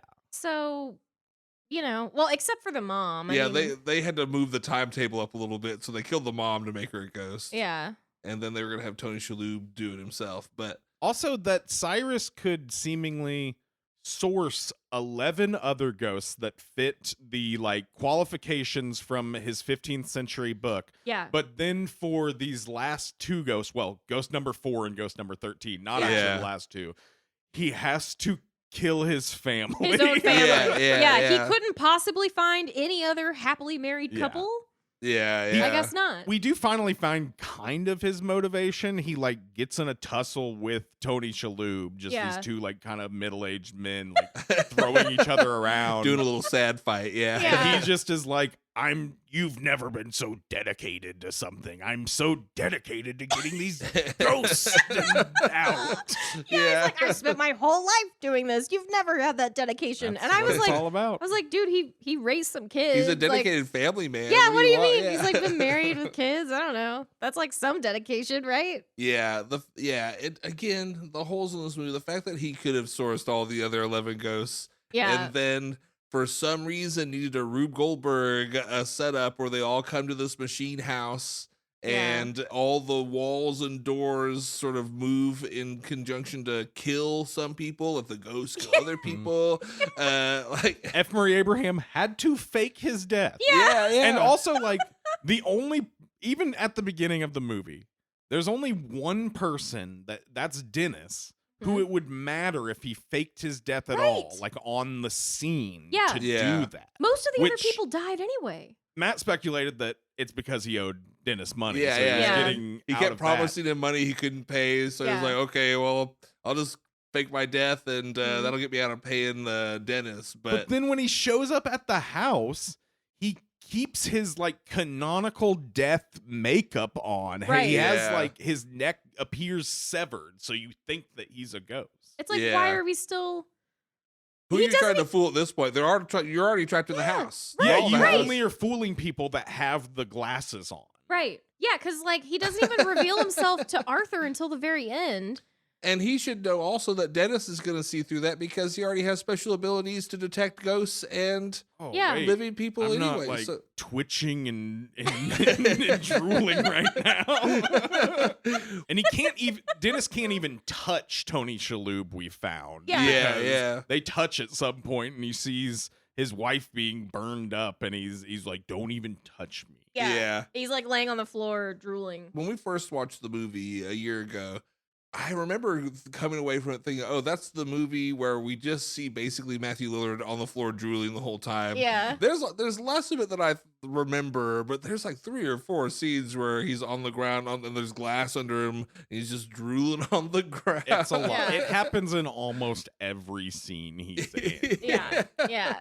He is chewing the fat with this movie. I really Yeah. love his performance. He's given Yeah. it everything it deserves. Yeah. Yeah, He makes I the agree. movie. He does make the movie. I think Cyrus is he doesn't make sense. Yeah. But I think the actor plays him well. And I Mhm. think him as a villain makes sense. Yeah. Like, I believe that he's a crappy guy that would do all this stuff, you know? Yeah. I think they were smart to make sure the young kid doesn't stick around in the movie very long. Like, Yeah. he leaves around like less than a third of the way through the movie. You and then assume shows up that at the end. because he's death obsessed at the beginning of the movie that maybe he's going to like interact with the ghosts in some way and like Yeah. like with childlike wonder and not know that they're scary or something. Yeah. Doesn't happen. Yeah. Just doesn't happen. He rides his razor scooter. That's pretty much all this little fucker does. Yeah. Yeah, it is weird that they make him death obsessed. I mean, it's because it's the trauma from his mom dying, but like the fact that he's death obsessed and he's recording obituary information for some, like, who's listening to that? What's Yeah. it for? What's And he the project? keeps that little cassette recorder around with him too. Yeah. Which I guess it's used as a plot device for Tony Shalhoub to pick up and hear his son screaming. Yeah, that's like the only payoff that has. Yeah. It's the only payoff it has. And the storyline doesn't really go anywhere. It's like, yeah, the kid just gets kind of taken out of the movie, which we were like, thankfully. Yeah, that's what Thankfully. I mean. Like, it was Child actors are annoying. It's a not lot their of the fault; time. they're just children. But Yeah. like, it's their fault. No, yeah. I'm kidding. Do you guys know who Embeth Davidt's another major role that she's known for? I recognize the name, and no. Any Matt? I No, don't spoil it. Oh no, okay, I don't know. She's Miss Honey from Matilda. Oh, funny. okay, Yeah. sure. Very different role here. Yeah, very different. Yeah, a little bit different. Yeah, the kid, it doesn't make sense. The kid has the tape, and again, whenever I see him doing the tape recorder thing, it also makes me wonder why didn't they duplicate the reel-to-reel tapes into something that makes more sense for 2001, right? Right. Why isn't Like a that on a CD? CD? Why Right. isn't that on a cassette tape? Hell, they had MP3s then, you know? Like, Yeah. I just, reel to reel looks cool. It looks better on the movie. It's sort of, Yeah. I guess it would be not as interesting if they just popped a blank CD in and started playing. Yeah. That would be funny. Well, though. Raw Digga couldn't have Exactly. done her scratching on it. Exactly. So. That's really Yeah. why. That's why. Do we But want to rank the ghosts at all? yeah, like favorite, best. Oh wait, how are we ranking it? What should be the criteria? I'm like, I would say scariest to least scary, but Okay. also favorite to least favorite, I think is perfectly fine. Yeah. Let's do the scariest to least scariest. You want to start with least? Yeah. I feel like the torso. It has a certain scariness to it, but as far as like what it could do to me, I Mhm. think it's got to be the torso. at Yeah. number I agree 13. with that. Does have a scary look though. I would even put Tony Shalhoub and his wife over the torso, just because. Oh, that's like, right, I forgot. Those I- are two of the I forgot. 13 ghosts. Yeah, I forgot. The wife is, I feel, probably the least scariest, Okay. just because Yeah, she's let's- not. She doesn't look evil. She doesn't act evil. Yeah. So, Yeah, okay, wife- So we've got the withered lover at number 13, followed by the torso. then followed by the broken heart. Let's put Tony Shalhoub Yeah, right yeah. above the torso. I think so. Yeah, he's scary. And sometimes. probably right behind the bound woman. The bound woman. I Yeah. agree. She's like, she's real tied up, even more than the pilgrimess. Yeah. Yeah.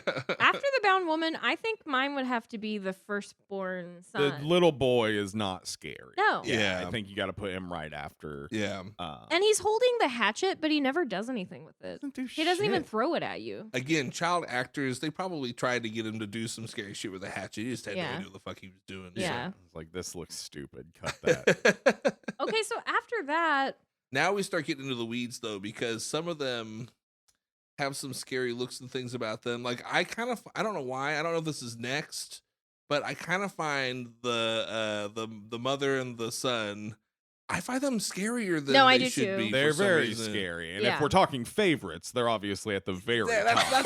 those are my favorites, but Yeah, I don't know. I wouldn't say that the pilgrimess is less scary than them. I I don't agree. know Yeah. if we've already passed her. we haven't, but Uh. I would also say that, like, okay, as far as what they can do to you, that's a different scary than how they look.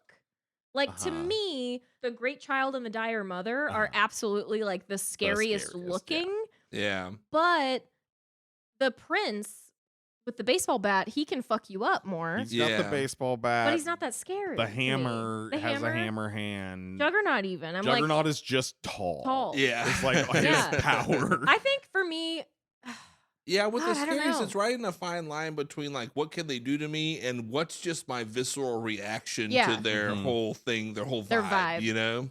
yeah. And Angry Princess, pretty scary. She's like got one of the most viable weapons. She Yeah. has an Yeah. actual knife. Yeah. exactly. And she seems keen on using it. Yeah, she Yes. follows you. Like Yeah. she's She yeah. never does use it ever. She Right. has the chance to stab She's just a everybody little in the slow bathroom. moving. Yeah. Yeah. But she does seem like she wants to use it.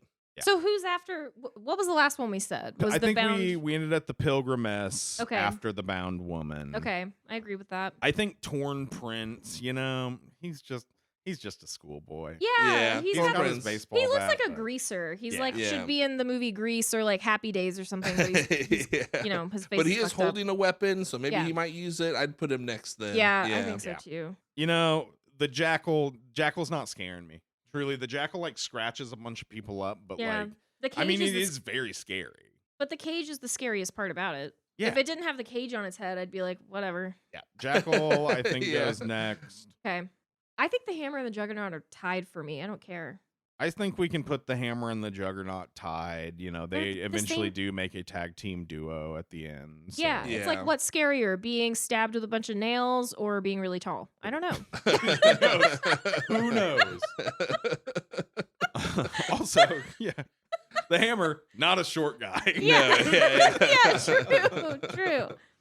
So then after that, it's the Angry Princess, right? She is pretty scary. She is, I think so too. for everything she's got going on. Yeah. Is she the scariest, or is it the Great? Do you think the Great Child and Dire Mother are the scary ones? I think they might top it. Yeah. I don't know why though. Like It's they're the not. backstory. It's like, who are you? They're used pretty sparingly They too. are. Yeah, but I yeah. think what's scary about them is like, who were you when you were alive? Yeah. You Yeah. were scary before you were a ghost. Yeah, and Your they're- whole thing is so scary. And some of it is the ick factor for me too. Yeah. They're both gross, and Yeah. I just don't like. I wouldn't want to like if I lived next to them in the apartment in an apartment building. Yes. I would never be checking in on them. I don't want to even smell what their apartment smells like. They have you the know, worst like- apartment of any. Exactly. of They those. look like maybe even the woman- apartment that got burned up and killed. Yeah, the lady. exactly. I feel like the mom's a hoarder too. Like Oh I just my like I don't know gosh. why. I just have these sort of inklings of their like life before. And I was like, that's gross. Okay, to me, I'm getting very like X-Files home episode vibes with Yeah. that. He was in the X-Files as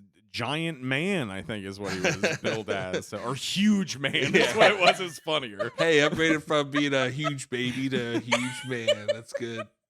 Hey, this is Dan Howell reading for Huge Man. Real honor to be here, guys. Thank you so much. I'm sure you've seen my work. I played the Great Child, 13 Ghosts. Are you familiar with the Great Child and the Dire Mother? That wasn't a speaking role, but It's sorry, we're going another direction. We're Bradley Cooper. Actually, we had an offer out already, so this was. It's like, you know, when they have the binders with like their headshots and stuff, like his is like in the diaper from this.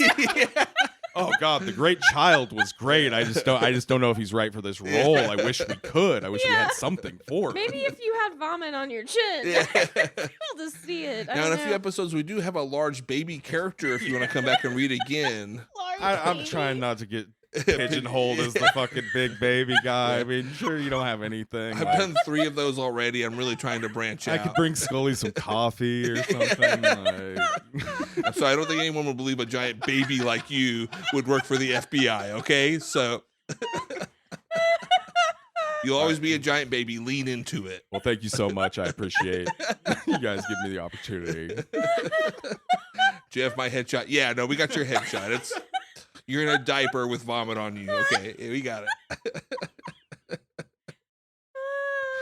Anyway, what's the next scariest ghost? I know that was number 1. That was number 1. Okay, great. Yeah, I think Angry Princess 2. Oh, that's right. The Juggernaut. Great Child and Dire Mother. Yeah. Well, I guess they're tied for first place. Yeah.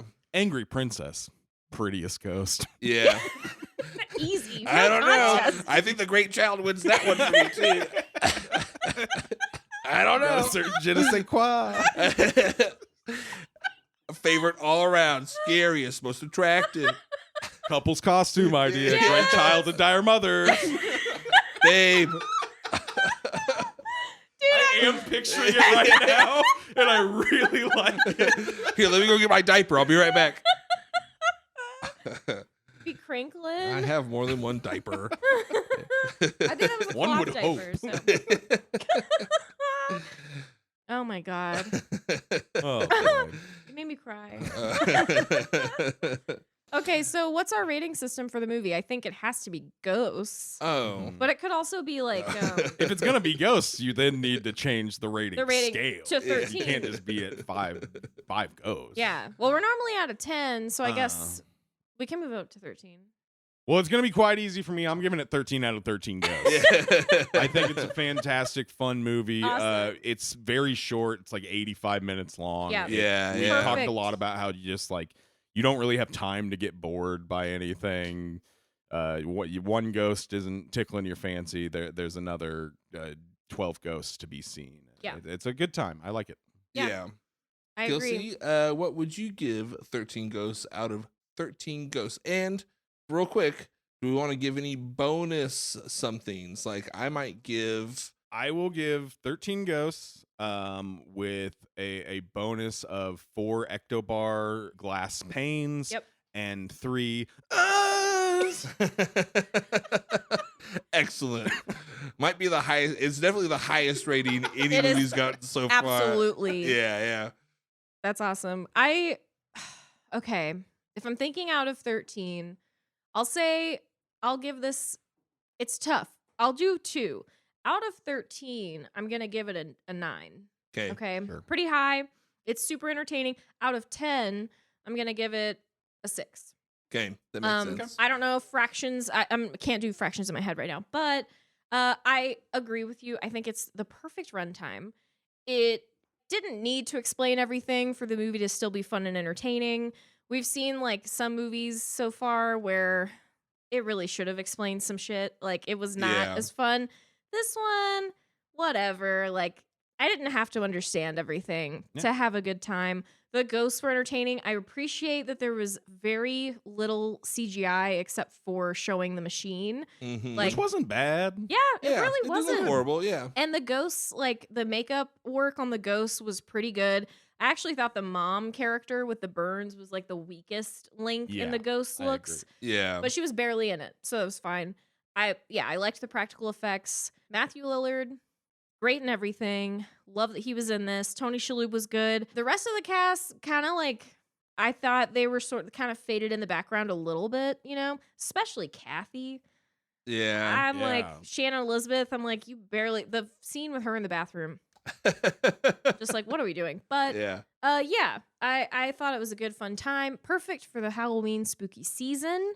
It's fun to watch with a group of friends. A good, I don't know, spooky movie if you're in that kind of mood to like put on something and make fun of it, have fun, crack jokes. I had a really good time just cracking jokes during the movie. Yeah, exactly. It was a Exactly. blast. It's great for that. So yeah, sticking with it. My ratings are always arbitrary, kind Oh, of, yeah. especially if I'm grading on a scale from the movies we've seen for this project already. This one gets high marks, and I think a lot of that has to do with the people you watch it with. Mhm. This movie is perfect for riffing on, you know? Yeah. I love that it's a short run time. It does not waste your time. It doesn't bore you through anything. Even when they try to explain what's going on, it's kind of nonsensical in a hilarious way, and that's entertaining by itself. I love the camp factor. So I think I'm going to give this 7.5 out of 10 stars, which I guess equates to around, 9, 10 out of 13. Sure. Ghosts. You guys didn't learn your over 13 fractions in school. The most complicated fraction you could possibly think of. And I'm going to give it 6 bonus ghost migraines and 3 bonus visions of how someone died or their trauma of their lives by touching them. That's good. I like that. Yeah. I'm gonna throw in 20 of those flares for mine. Yeah. Bonus flares. Bonus flares. It doesn't make any sense. So many flares. And they both use them for lighting and for hurting the ghost. It's a very flare heavy movie. Well, and that's okay. If the ghost technology exists for the flares to do anything to the ghost, there's got to be a better delivery method than a flare that you throw and it just sits on the ground, or you hold it. Like, can't you bottle whatever is in the flare that makes the ghost go away and like turn it into, I don't know, a paint on the wall or a gun or like something that is better than just a flare that smokes and sits there? If I'm living in the world of the movie, all that ghost means is you are invisible. Yeah. I feel like they could have punched the ghosts. Yeah, and yeah, hurt them. exactly. Like, Well, the ghost can touch them, so it's like, why not vice versa? everything seemed to affect ghosts. Yeah. Man, good movie. Good Yeah. movie. It was good. very enjoyable. Good pick. Yeah, it was a great pick. Thank I you. think if I watched this movie alone, I don't think it would have got nearly as high of a rating as it got tonight. So Yeah. This was a great crew to watch it with. Great pick, Dan. We really appreciate you coming Absolutely. on the podcast. Thank you. Before we wrap up, did you have anything that you wanted to plug? Or Before I get around to plugs here, Kelsey, I actually got a little surprise here that's been sitting on the table the whole time. I forgot about this. Yeah, I did too. I brought a little gift. It isn't a lunchbox, but that's just because I had Well, I nothing hope else it's to lunch. put it in. It does perfectly fit the gift. It's Cool. multi-parts. I figured for the continuation of the podcast, I would get you some things here. There you got the cardboard box copy of Swordfish, a 2001 movie. Perfect. That cardboard box copy, that's from the library sale, as are all of these. Nice, nice. But I definitely had that one. That was one of the first DVDs we had. I watched it a lot. Do not ask me why. I've never seen it. Well, we will. I have.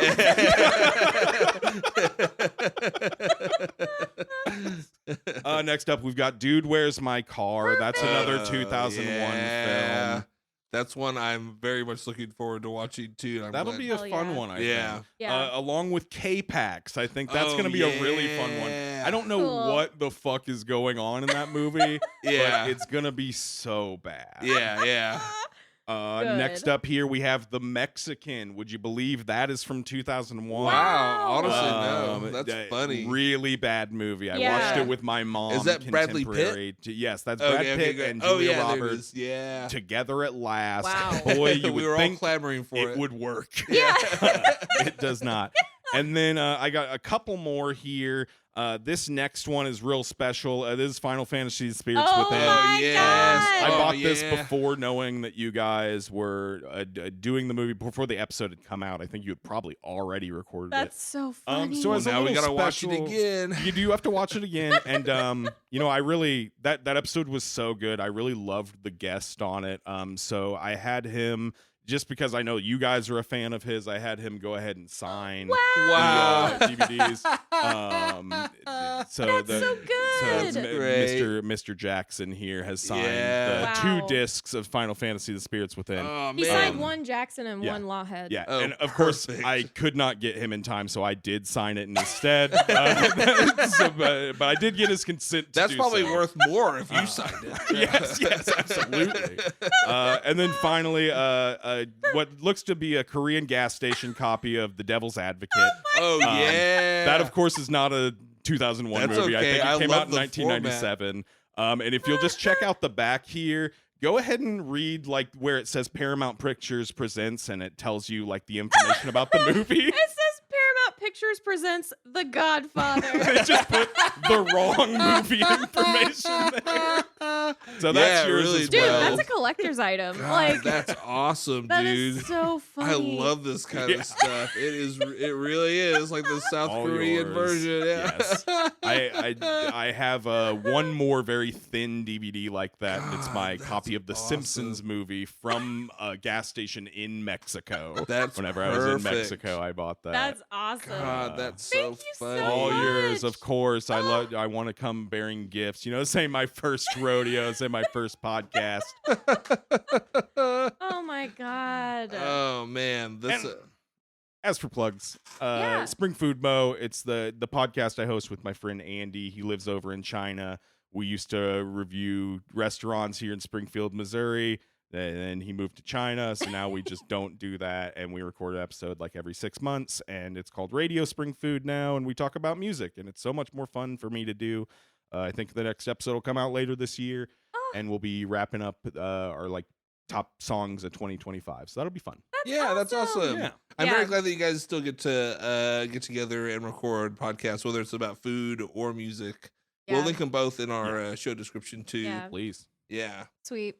Dan, this was so much fun. Thank you so much for these amazing DVDs. I can't believe it. You know what I mean, all jokes aside, I probably will put this in at some point, and I am definitely going to put in whatever that second disc of Final Fantasy: The Spirits Within Yeah. is, because No that looks clue. like it's a full on. They had to separate the special features out Yep. to a second disc.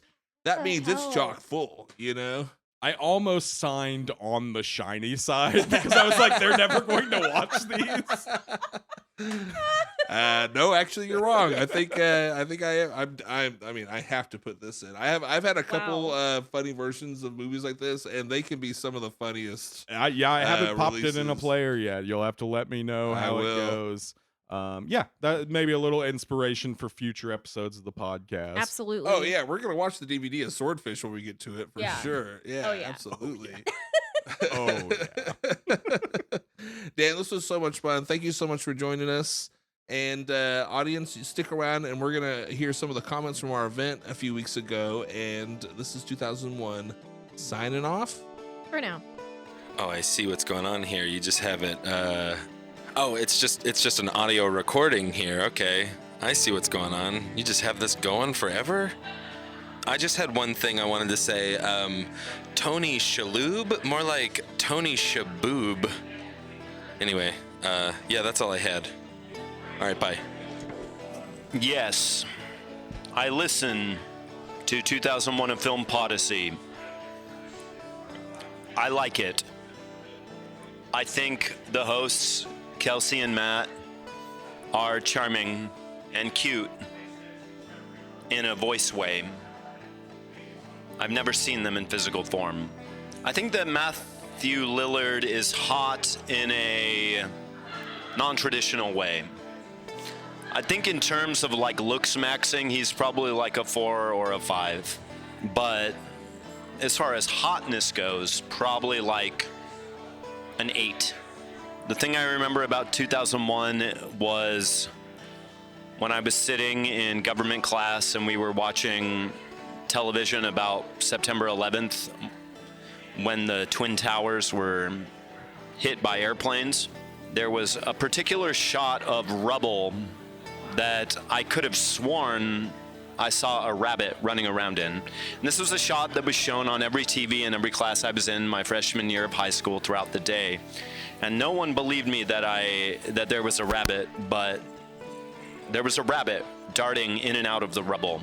in one of the shots they used. Hi, we're Chris and Johnny. We listen to the podcast. We think it's pretty good.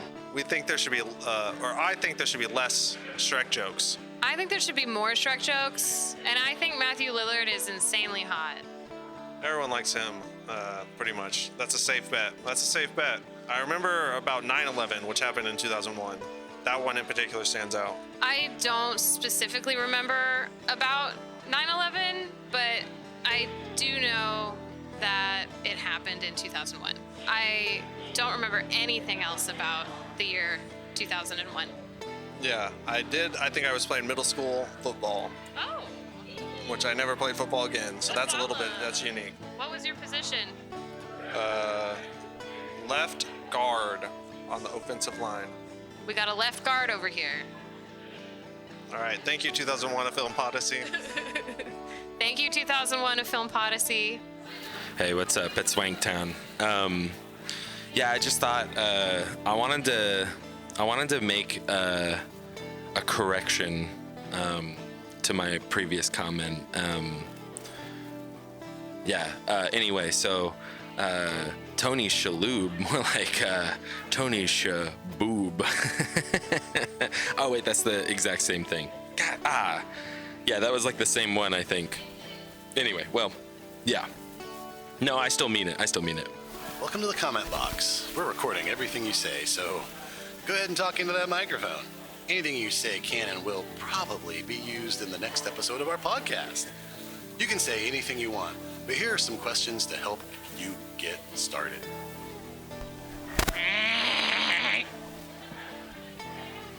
Hey, this is great. This just feels really nice out here. My name's Danny. This is just a good comment that I'm making.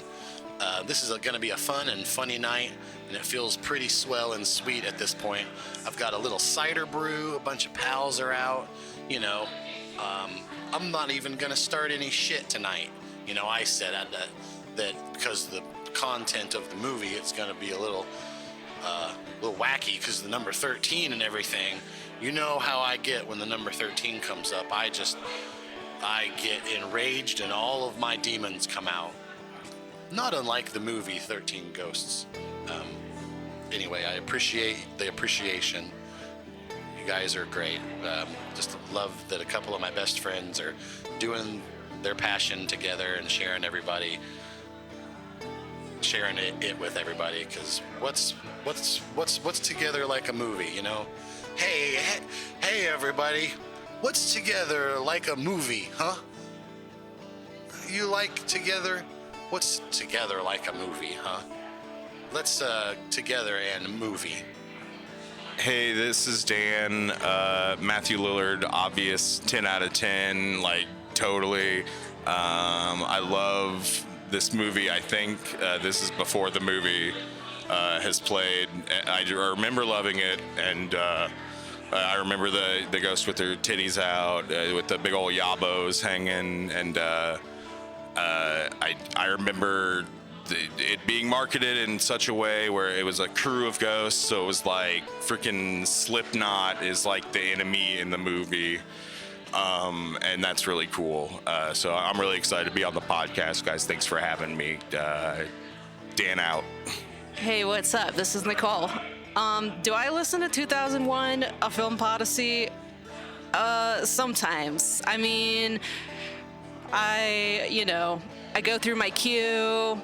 I gotta listen to my top podcasts first, Joe Rogan, Andrew Tate, the ones that other incel types of podcasts, and then I get to 2001, to help fill the time there, and just to keep me up to speed with 2001 films. So what do I think of the podcast? I think it's, there's something for everyone. You could say that. I think it's a fun experiment. And you gotta have some good hosts in there.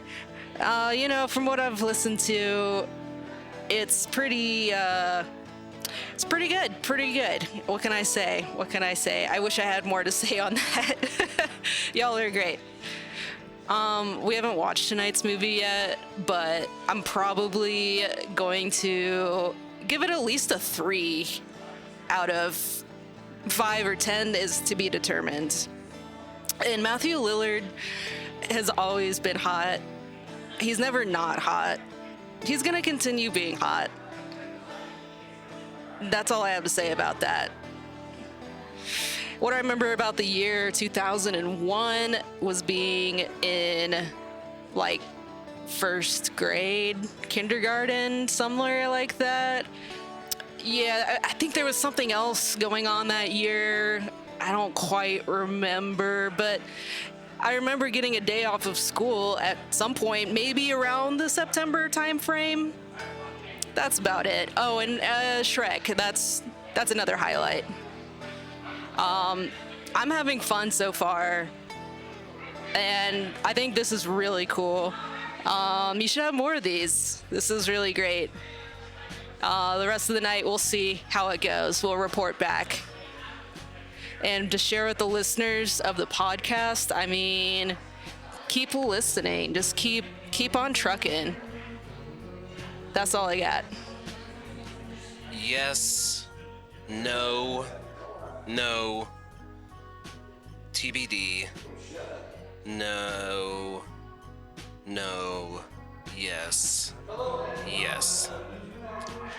I just wanted to say that my wife, Harvey, she said that she doesn't like Tony Shalhoub. And I feel like if I were to stand up and announce that to everyone in this room, people would throw things at her. I feel like that's such a controversial opinion and such a bad opinion. She says there needs to be some context, but I say, what are you talking? It's Tony Shalhoub. I think we all buy in. I thought everyone liked Tony Shalhoub. It would be like saying that about Steve Buscemi or Steve Martin, Stanley Tucci. Okay, that's all. 1,300 bottles of Windex. This is Joshua again. A couple minutes ago, I looked over and Harvey was looking at her phone, and it was Tony Shalhoub's Wikipedia page, and I asked her if she's trying to build the case against Tony Shalhoub, and she said yes, she is. On a scale of 1 to 10 cluster migraines, I give Matthew Lillard a 5.5. All right, this is Harvey Day Arnett, and I'm here because there are some claims that have been leveled against me. And I'm here to address the allegations about my feelings toward Tony Shalhoub. I made a statement to my husband in which I said, quote, I think I would have a problem with Tony Shalhoub. I believe in full transparency. So I wanted you to know exactly what I said. And let me explain. I said that knowing that he is beloved by all of you in this room, but it's my belief that I simply wouldn't vibe with Tony Shalhoub. Do you ever meet someone and you just don't vibe with them? Even though everyone's like, oh my God, they're amazing. And you're like, I just don't see it. It's just not happening for me personally. Nothing against him. Absolutely nothing against him. I believe all of you and what you say. But I think sometimes people just don't vibe. And the only way to sort this out is for Tony and I to meet in person, and this could either be confirmed or I'm completely wrong. I would love to know. So if Tony's open to it, I am as well. But something I would like to come out as saying with my full chest is I hate Jack Quaid. Loved him. Loved him in the first season of Boys, okay? Loved him. I've grown tired of him. I've grown tired of him. He doesn't have anything else to give. Prove me wrong, Jack Quaid. Good night. Thank you for this wonderful movie night. And I so look forward to hearing how much everyone loves Tony Shalhoub when we talk after the movie. Testing, testing. This is Lyric. The movie has finished and got me thinking about Matthew Lillard and his performance in 13 Ghosts. Really had me remembering his performance in SLC Punk because of the retching, the slobbering, and the double flip off, the double bird, and his good old ranting. I think he was a great choice for this movie. I think he also would have been a fantastic choice for Fight Club because of the retching and the slobbering and just that bad boy attitude that we all love. So thanks, Matt, Kelsey, for putting this together. It was a real treat. Hi guys, it's Delaney. Of course I listened to 2001, A Film Podyssey. It's one of my favorite podcasts. I love it. And I love the hosts. I can't even roast you guys. I just love you too much. I love tonight's movie. Of course I think Matthew Lillard is hot. Paul, don't fucking interrupt me. This is a private booth. Paul just interrupted me. I think this event was fun, and I would like to share with the listeners of the podcast that I feel bad for Bobby at the end because that little boy thought he had his mom back for a second, and then it turns out his mom was just a ghost and she's gone again. So I feel bad for him. Okay, I love you guys. Bye.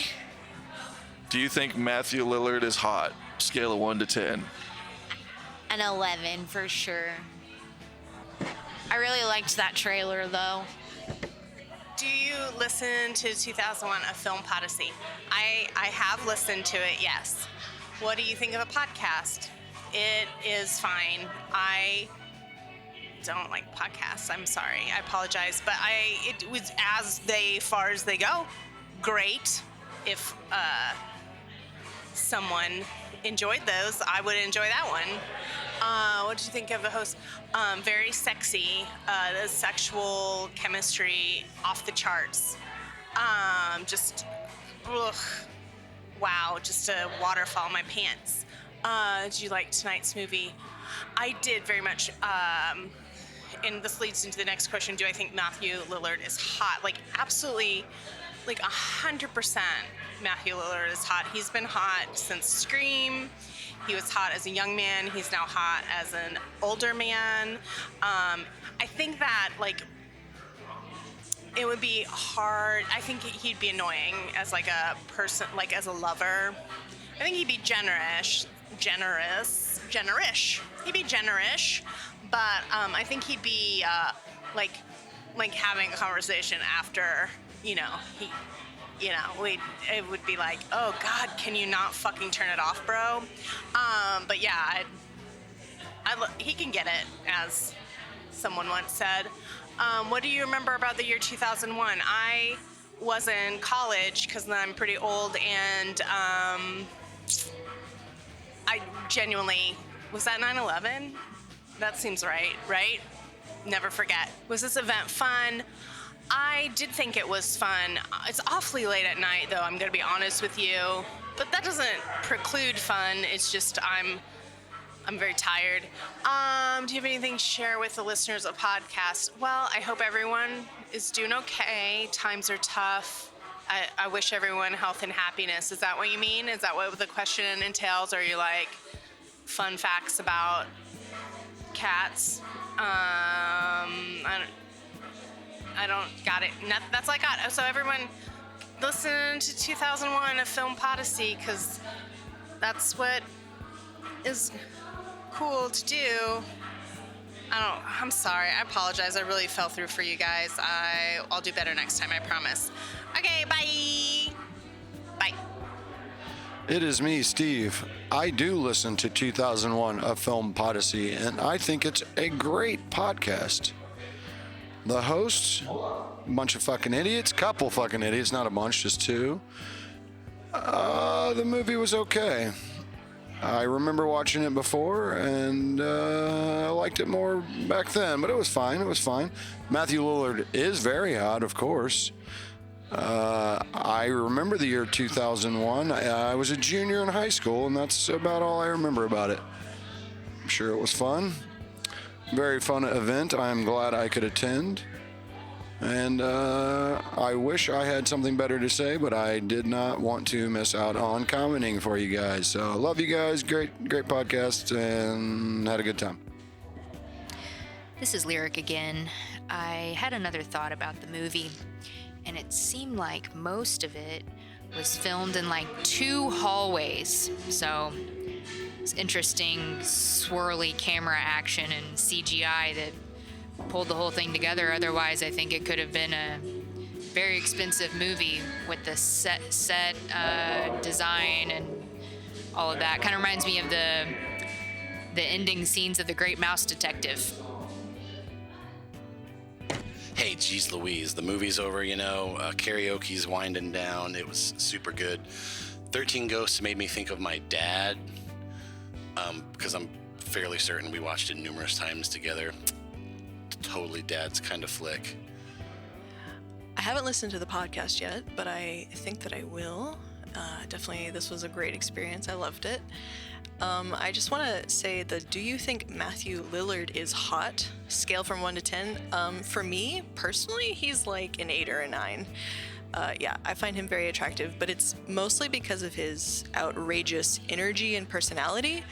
I hadn't seen this movie before, and I regret never having seen it because it was phenomenal. I didn't get to see all of it. I will be going back and rewatching it, but he is great. I love how he provides this kind of like improvised comedy amongst the stress, and he still manages to keep it really scary while also giving that like relatable, oh haha, we would be making jokes in these situations in order to feel not as bad. That was really lovely. I loved tonight's movie. Was great. This was a great event. Loved it. Please do more of this. I would definitely come. Yeah.